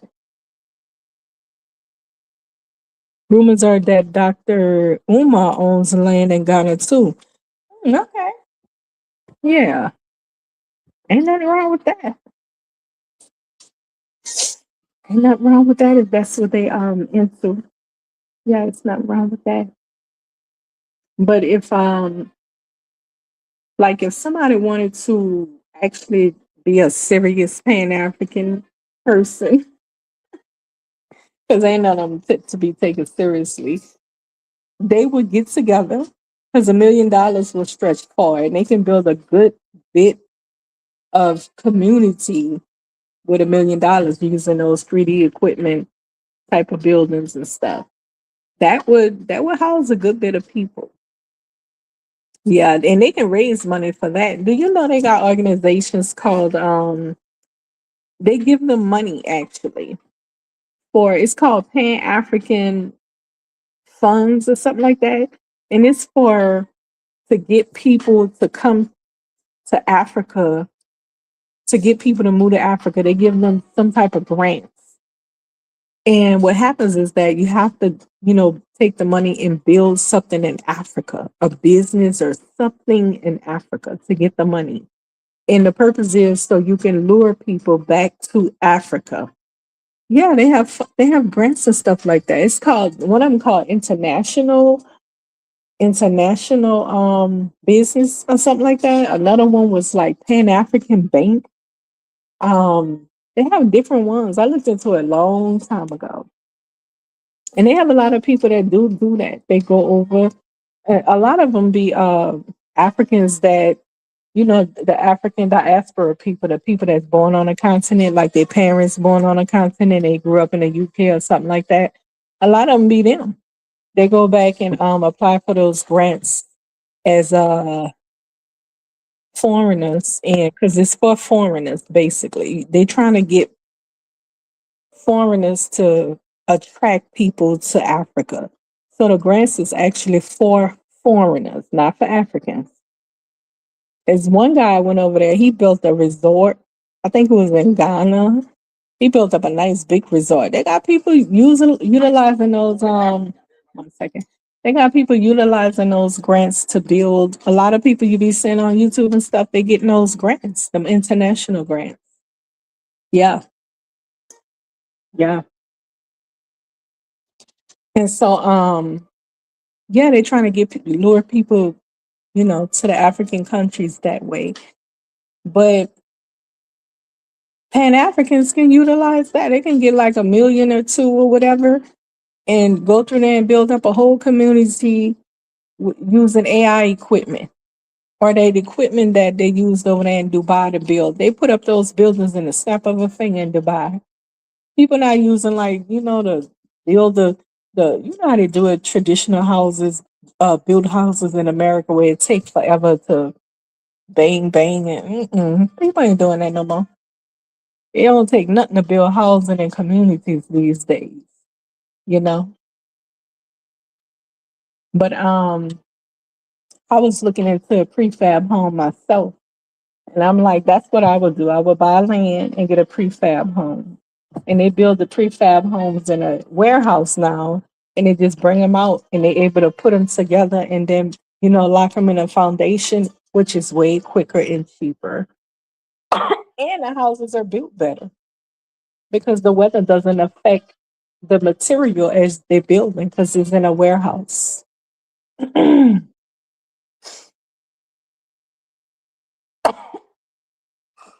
me. So yeah, I mean, it doesn't take a whole lot for Pan Africans to put 2-3 million to the side, build up all those communities like those Asians, them Chinese people doing. That's what they doing.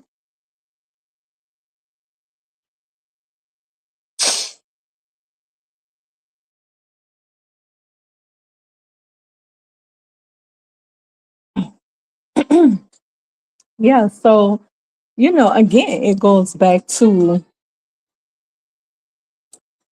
truthfully, I don't know what it goes back to because I mean, if you've been on a continent or the country, one of the countries over there, you some of them have made multiple trips and they talk this Pan African stuff and come over here and build, but they haven't built crap. Like what? I'm what? Okay, so Dr. Smalls. Oh, you put a comment in there. Let me see what this say. Real brother got the bag says we practice group economics in our history. We did very much, but now too many FBA practice individualism. That's because they infiltrated us with them brown people. Some of our rich got big homes, multiple cars, and we support their lifestyles like um, Beyonce, MJ, Kendrick Lamar. Yes, and that's well, we can't really, we can't really, put it like this here. If they got our community unorganized, which they did, they infiltrated and brought in a lot of people that look like us, and those people are not really for us. You know what I'm saying? They're moving like enemies. They're not really for us. So right now, you have a lot of brown people that do shady stuff, and you be thinking it's one of us. Foundational Black Americans is really not. And now, since foundational Black Americans are exposing them to the core every time, now we're finding out that these people are not us. Like when R. Kelly was sentenced and they were all making these videos, yeah, lock him up right away. Diddy, lock him up right away. I'm like, well, they gotta have a trial first. No, no, no, they killed it, they killed it. When DMX had overdose one time and he was saying how how the white man had helped him, but the black people was filming him. And I'm like, sweetheart, hold on a second. Those are immigrant blacks that's filming you because foundational blacks love you, boo. We got love for the we had love for the brother. But there's brown people that look like us that's carrying on with some trifling behavior, they were calling themselves Black American. And we were thinking that's one of ours. But come to find out all this time, all this anti-Black in our communities, this gender banging and all this stuff is of immigrants trying to destroy our communities. They came with them. Before them people came here, before them people came here, black foundational black men and women were not gender banging. No, we did not. They were not doing all that crazy stuff. That is black immigrant behavior. Then they would do crazy stuff and people would say, oh, that's the foundational, that's black Americans. And now that we delineate and it's coming clear who's who. You see all this stuff with the fraud and all this here, it's coming clear who's who. So they had came in and weakened our community with these people. These people knocking down policies that we trying to push reparations policies. Clearly, they're an enemy. They're trying to push down reparation policies. I mean, we're not even talking about white people trying to knock it down. We got white people out here talking about, yeah, I think that foundational Black Americans deserve reparations, but you got Black immigrants knocking down reparation policies, trying to hijack reparations all the way to Africa. The Pan Africans in cahoots with African presidents trying to hijack the. Woo! So right now, before we can do anything, reparations and all that, we need to get untangled from them. They have come in and disorganized our communities. We don't have any organizations like talking about it because we got to untangle from these people. They all up in our mix. They in the Black Caucus. They in all up in our mix, and they're not working on our betterment. So we need to detangle from them as well as once we get untangled from them, get organized. We don't have an organized structure where a celebrity a celebrity can come in and be like, here, boom, there you go. We don't have that. And to do it on an individual basis is a no-no. Like for instance, with Umar almost had a donation of $1 million. I think I know who was donating to him, that meta guy, that ball player, that ex-ball player. He was donating to Polite brother Polite too. And so we don't have that established yet. And so when you're not established to that point with an organized base, ain't no celebrity is gonna come up and just give an individual that without even showing record that this is what you're about. You don't have no kind of organized happening. You know what I'm saying? But we getting there. We're getting there. A lot of people, what is it called when you're in transition to um betterment, but some people don't see it. Some people can see it and some people don't. Some people call it latent transition or latent um position. But it's getting better. It's moving in the right direction. It's working itself out, is what I'm saying. It's working itself out. So yeah, it's 1 second.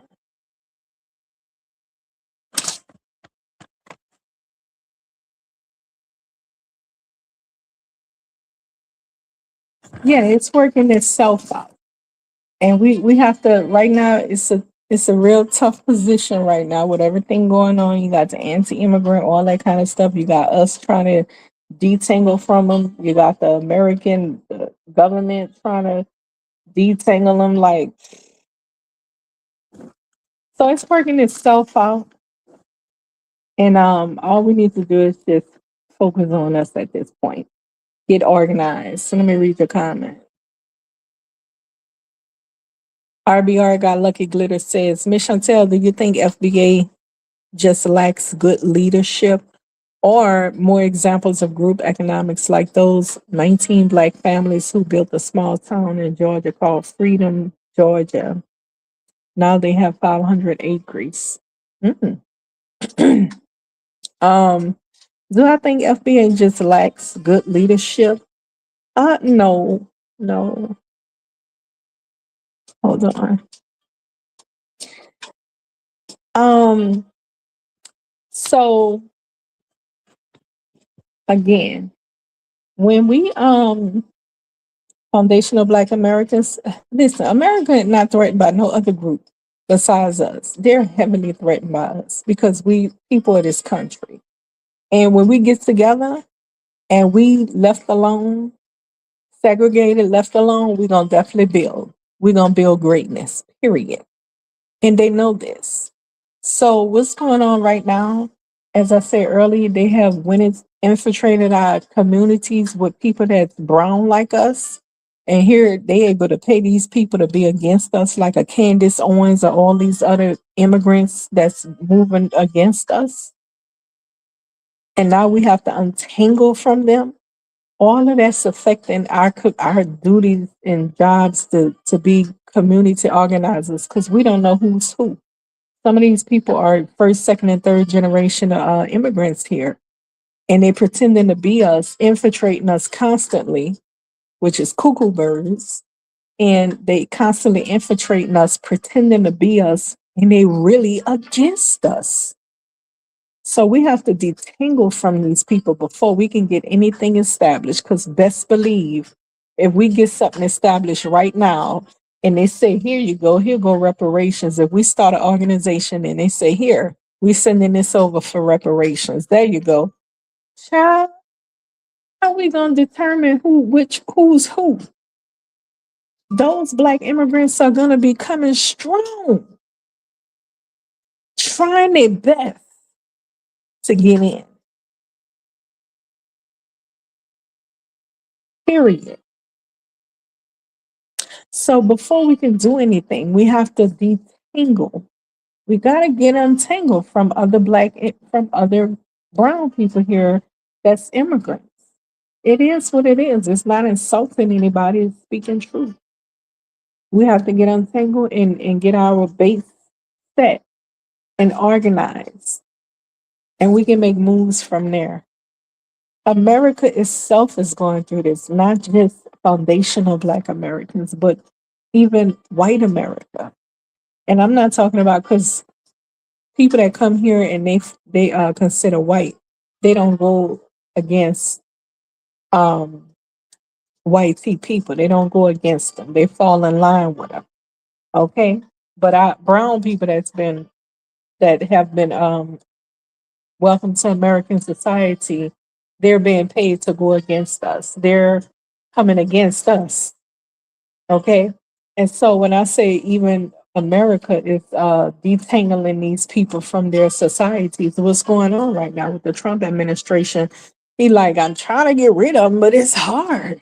And now he's to the point he's going in and they're going in and making changing laws for people that have become legal to denaturalize them. Wow. That's how bad it is. Okay, have gotten. They finding out that all these immigrants are the ones that's out here committing all these frauds and stuff. They would have just really labeled them Black American if we had not been on some delineation stuff. They would have been like, "Oh, that's Black Americans," and we're not having it no more. So all of that plays a big role in our community not being organized. Immigration plays a big role in it. They use immigrants to replace us because we were the ones fighting for equal wages and all that kind of stuff, baby. All that stuff come from us. The fact that people was able to get equal wage and certain hours of lunch, certain time of lunch break and all that kind of stuff. If we didn't fight for any of that, they wouldn't have gave that. The fact that we were able to get childcare for the communities, all that old kind of stuff like that. We always had to fight these people for stuff. We always had to protest against our government for stuff. And so um, they don't like that. They can't just kick us out the country like they can do an immigrant who come up on some stuff like that. Oh, no, we're not gonna settle for this. They just straight up kick them out the country.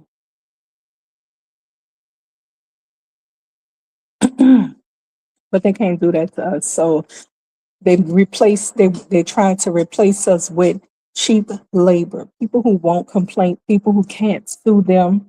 And if they get crazy, they just kick them out the country. And so they did that. They gave them all the jobs and all the whatever and all that kind of stuff. And we were telling the people, oh, you out here want to fall in place with them, how you want to be racist. Okay, all right. And now the balloon has popped and they coming right back down real fast. And they're like, come on, help us. Oh no, we told you who they were. Have a ball. So that's how that goes. Our communities that you see at hand right now, it's not that we stupid, dumb, and lazy. Oh, we far from that, sweetheart. We built this country literally and invented 95% of everything in this country. It is what it is. Truth is truth. I'm not delusional, far from it. I wouldn't even sit up here and say that if it wasn't true. It is what it is. And so that's why you see our communities at a halt. Not only is our community been affected by it, the whole country has been affected by it. That means white people too. And so now they're trying to unravel it. They're trying to get out as many as they can. Even the immigrants that came here and became legal long time ago, they even want them out. They're like, it's too many. Mm-mm. They want them out too. So, yeah, yeah, it has a lot to do with our community being at a halt. They use immigrants against us and stuff like that. And no, we're not jealous of immigrants. Why would we be jealous of you? No, we're not. But immigrants came and played the white tea man's game, telling, because when you have an African Caribbean, you're coming here and we know where you're coming from. We know you're not coming from luxury. You're coming from hellholes. And you come here and you looking down on us? Are you serious? You can't be serious. What make you think you're better than us? The stuff y'all do in them countries is atrocious. We don't do none of that stuff y'all do to each other. We don't do that over here. So what in your right mind make you think you're better than us? Because the white tea man told them that. Okay. And so that's what they repeat, what the white tea man told them. And they wanted to fall in line and play the white tea man game. And just like Candace Owens, big old goofy head, they done with her. They tossed her like nothing right to the dumpster. Tossed. Now she wants to be, oh, now she on this right here, y'all. She's doing whatever she can to get foundational Black Americans on her team. Girl, bye. You little wicked witch. Bye. They tossed her. Now she up there. And we, Blacks, are the real Israelites. Little girl, you ain't saying nothing new to us. We've been saying that. Way before you was born. Way before your oldest sibling was born. Get your ass down the street. Playing in our faces. Ain't nobody about to support you. You're tossed. Just like the rest of the immigrants, you're tossed. They finished with you. They don't need you anymore. It's AI time now. And we don't even have nothing to do with that. We didn't use you. But anyways, hold on, let me read the comments. So yeah, that's we don't lack leadership at all. We just at a halt, like, what do we do from this point? We just kind of like, this is going on, this anti-immigrant stuff is going down. What do we do at this point? All we can do right now is we gotta delineate because these immigrants, man, they knocking everything down that we pushing for. And that's where we are. Delineating. And what Trump is doing, that's gonna definitely we don't really need to do anything because he's delineating everything. So trickle down, everything trickling down. RBR got Lucky Glitter says the only people I see out there hard are I have this dollar sign in front of my screen that I don't know how to remove it. Yeah, I can't remove it, so it blocks some of my comments. Let me see. Hard are Umar Johnson and attorney Ben Crump. Attorney Ben Crump. Oh, he hard at making money.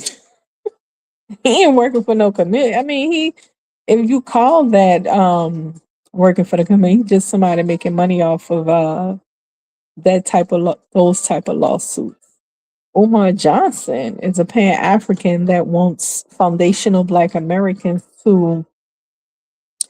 He wants us to deny our unique identity, heritage, and culture here in America and just call ourselves Africans, Africanize ourselves. How dumb is that?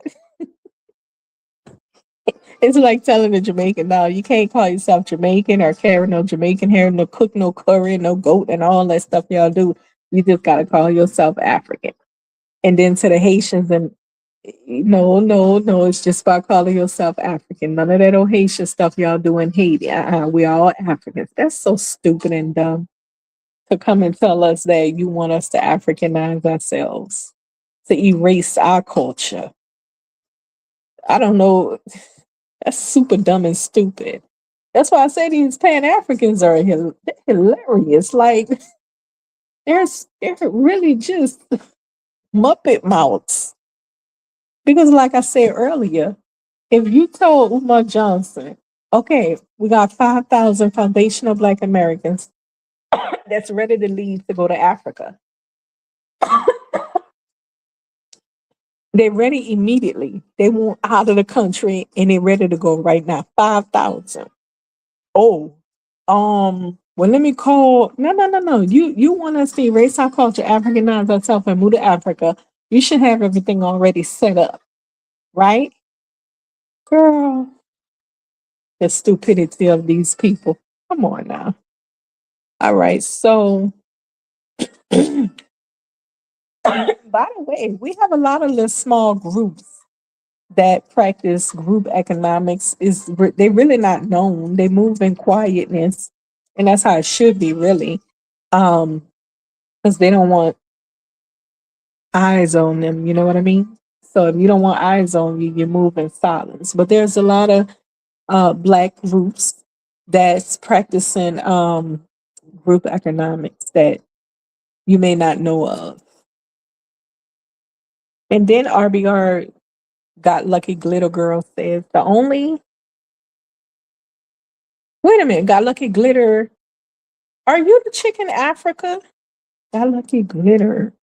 They used to be on RB channel. The only when I say glitter girl, that made me think of you. Might not be, I don't know, but yeah, that's a question for you. So you say the only people I see out there hard are Umar Johnson, Attorney Ben Crump. Yeah, yeah. Yeah, those Pan Africans are I concluded just Muppet Mouse. I'm like, wait a minute. What if we had always pose that question, FBAs. So what if we give y'all five? We don't even gotta give you 20,000 or 10,000. What if we give you a simple 5,000 people that's ready to go right now? Where you gonna send them? Where they gonna stay? What they gonna eat? What they're not gonna be able to house you nowhere, feed you, or none of that kind of stuff. They just be talking. Stop. So thank you. All right. So the only people. Oh, okay. Wait a minute. Oh, that's a comment. But yeah, they just be talking, and I happen to be listening to, as I said, this guy with this YouTube channel. He's a Pan African, and he had me rolling laughing because I'm like, you need to stop all that foolery you popping from your mouth. Just pure foolery.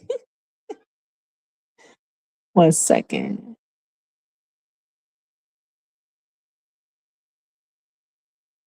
Well, he got 15 million. Hold on a second. RBR Got Lucky Glitter Girl say no. I just used this handle to make fun of Glitter Girl from. Oh, okay, yeah. I remember when I read. I didn't see Glitter Girl. I just thought to add that. I remember it was Glitter Girl. Okay. Yeah, I didn't know this dude channel I Speed is called Live Speedy. I wouldn't say Live Speedy. I think it's called Live Speedy. He has 15.7 million subscribers. Wow. It just happened. I was listening to the Pan African guy and his video went off and this one popped up. And I'm like, oh, he has 15 million subbies. That's a lot of subbies for a streamer. A young streamer. I think he played games or something. I think he started out playing games and ended up doing this, the travel channel, I guess. I'm not sure. But yeah, Pan Africans cannot build anything without foundational Black Americans. That's a shame. They're looking for foundational Black Americans to go to Africa and build Africa, I guess, but they don't even know how to get foundational Black Americans there in masses. That's the crazy part. Like if you want them to go there, it'll be in groups of 10 or 20, 20 the most. Because again, the five questions of housing, food, what type of living environment they're gonna be living in, because they coming from America. So you had better have something that's up to par. And then you got sanitation for as you better have a good sewer system where they can sit on a toilet and not practice open defecation. They're not going to do that.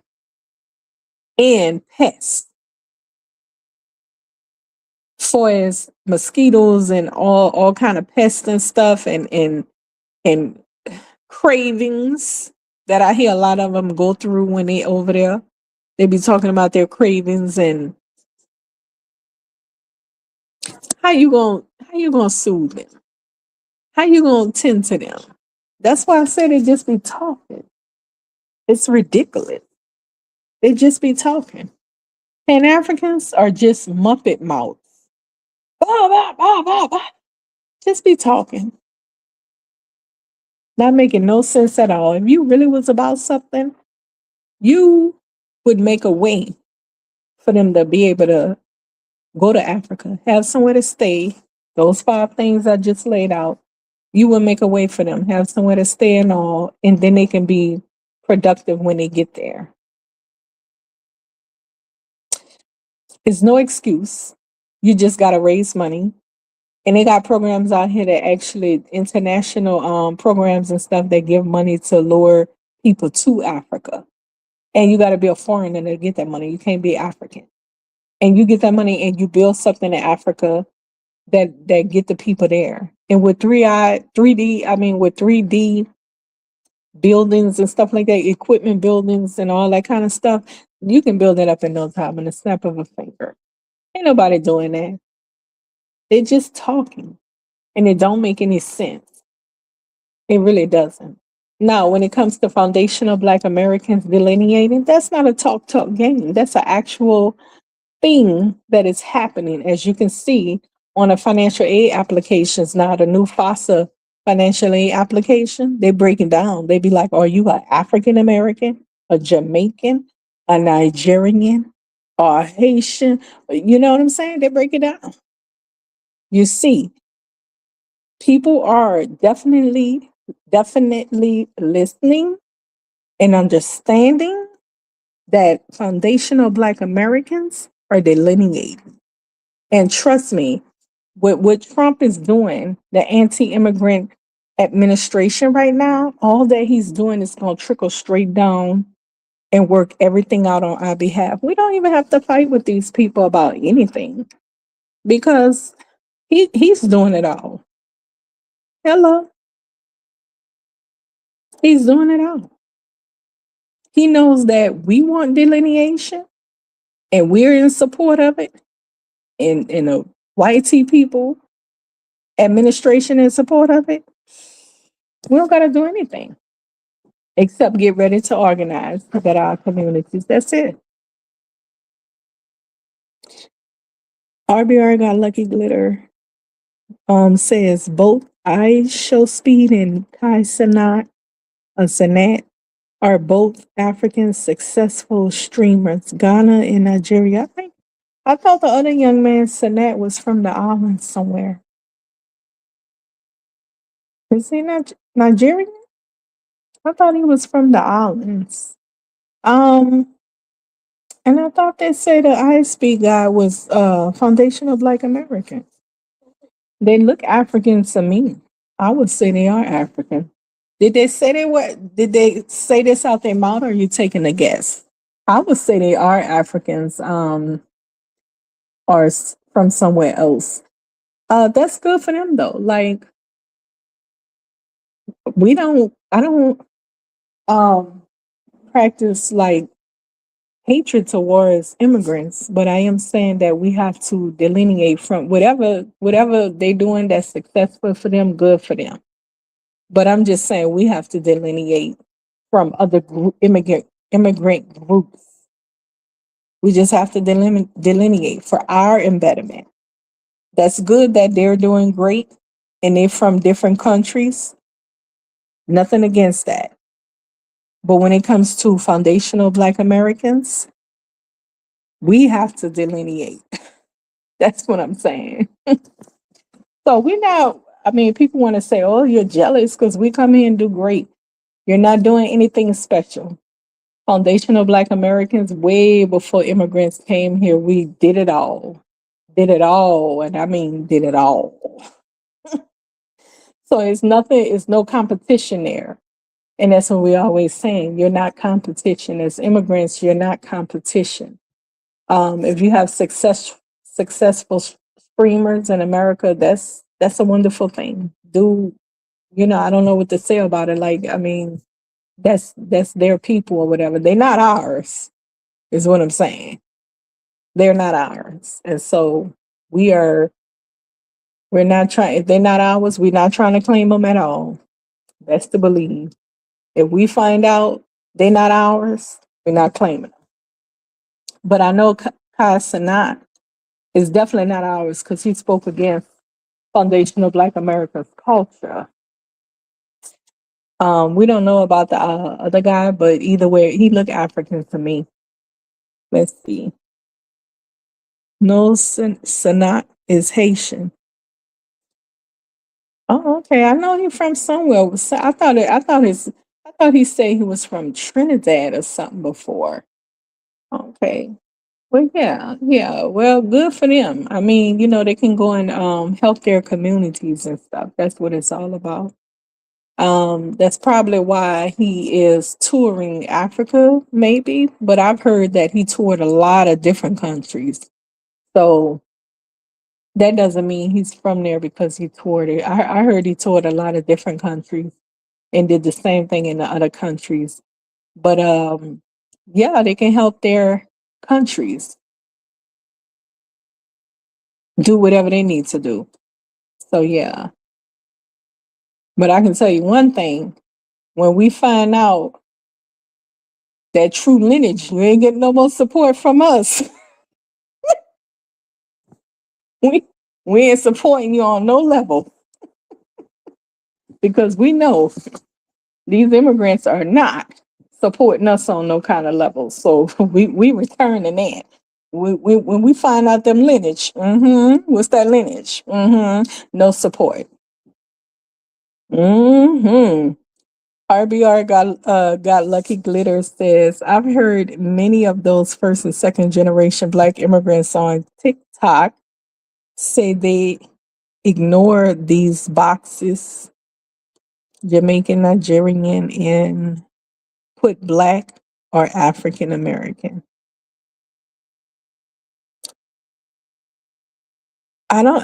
It's weird. I've heard them. I've heard a Ethiopian lady say when Trump first got in office, she said she was only going to mark Black American, and I was like, what's the point? Why? So, um, I mean, he's going to get it to the point where they can't hide under Black American or African American, because the African American in particular is what they're calling foundational Black Americans, but we're not even receiving that name. We don't answer to that. That's a no for us. But that's a form of tethering. You see how we made it we brought the issue forth and say we don't want to be labeled with immigrants anymore because we're not of immigrant lineage. We want to be labeled as foundational Black Americans. They calling us African Americans or Black Americans, and yet the immigrants know this, but constantly still, as you say, they ignore it, and they like, I'm marking African American or Black American. Period. That's a form of tethering. That's why we say 99.9% of immigrants tether to foundational Black Americans. Now, why? Why would they mark that they're one of us and they're not when they know that we're trying to delineate from them, purposely trying, working at delineating from them? Why would they mark? Usually we're going back and forth with white people. We can't even tend to that anymore because we have brown immigrants here that seem to have a problem with backing the F off. It's really weird. It's creepy and weird because if somebody had addressed me that way and they were like, well, we delineating, we making cultural distinctions, we don't want to be tied in with you as one. That's to be respected, okay. Even if it hurt my feelings, okay, I heard you. That's what the person wants. But when you go, I don't care what you're talking about. I'm a coattail you anyways. That makes you crazy and psychotic. And you got problems in the head if you pulling that. Oh yeah. That's a cuckoo bird. That's a problem right there. That person don't have good sense. And that's what I'm saying. Like, why would you do that? You know? You should respect the people and say, okay, they're delineating for whatever reason. Okay. They did it in the UK. They was like, the Jamaicans was like, hey, we're not the same people. They call it cultural distinction out there. And they made the government out there recognize that Caribbeans were very different from Africans. And they call their delineation cultural distinction. They did it in the UK too, the Jamaicans and the Africans. And it was the Caribbeans that delineated or made it clearly understood that there are not no Africans. And they told the Africans, you're not going to come to this country and ruin everything for us that we have built here and established here, bringing that voodoo, all that kind of stuff, because they was accusing them of running down the country, making it look bad and stuff for them. And they say, you're not going to come here and undermine us. Oh, yeah. Same thing happened in the UK between Africans and Caribbeans. That's happening right now in America between foundational Black Americans and Black immigrants. So, yeah. Yeah, so I'm about to wind down with it. And that's what it is. Like, it's no need to, why would we be jealous of an immigrant? Like, no, there's nothing to be jealous of. Um, one second.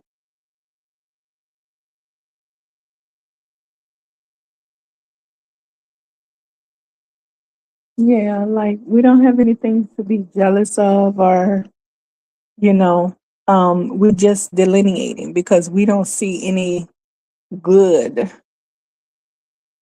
coming out of being lumped in with immigrants that clearly move as an enemy towards foundational Black Americans.